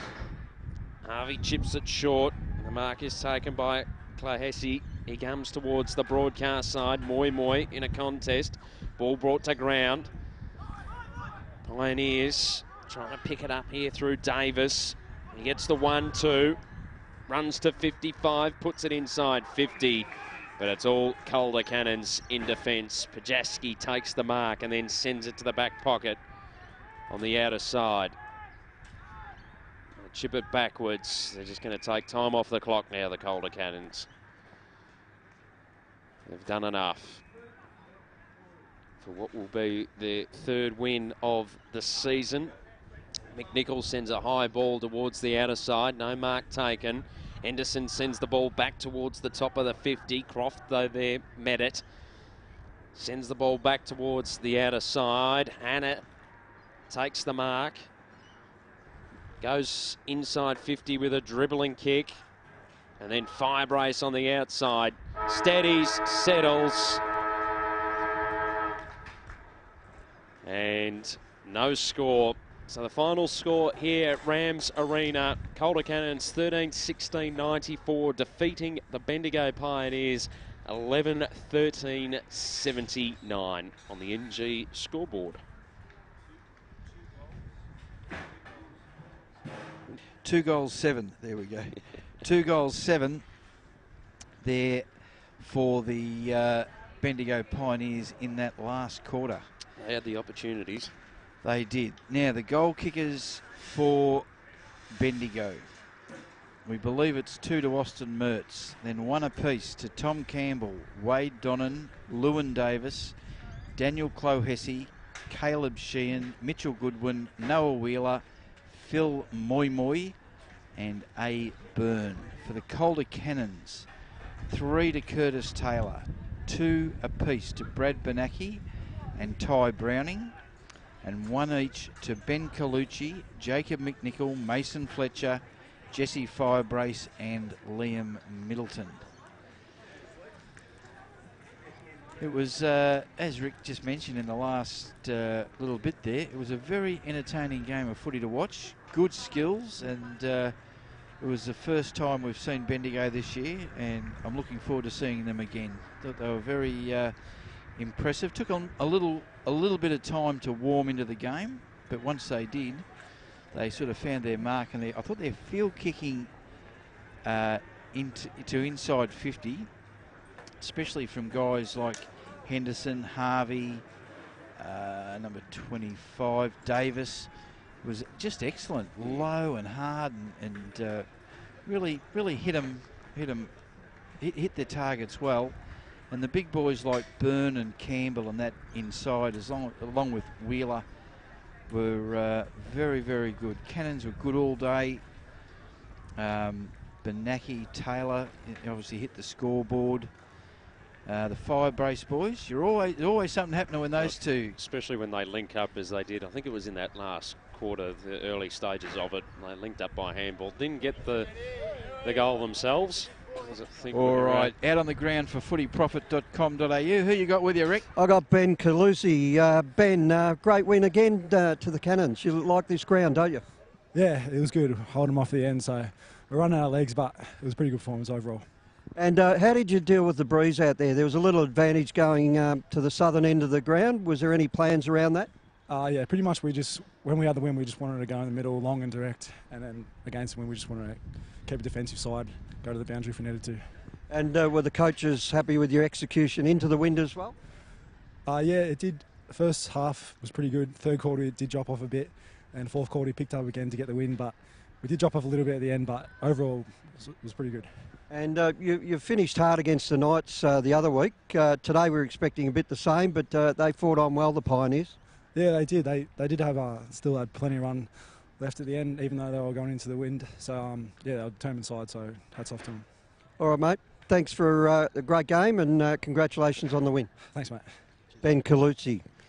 And Rick's going to snag one more out from the Cannons pack. And who you got with you this time, Rick? Yeah, not bad. I've got Brad Bernacki with me, Crooksy. Brad, terrific win again. You're getting your form together at the right time of the year. Yeah, it's good. 3 and 5, I think it is now from the last 5 games, and it's always good to get a winning streak going. And hopefully next week, when we've got a bye next week, take it easy, and then the week after, take it hard on the track and take it into the next week's game. And you're a close enough group at the moment, the Cannon? Yeah, we're pretty close, but there's a lot of ins and outs, and especially that new 11 bottom ages playing.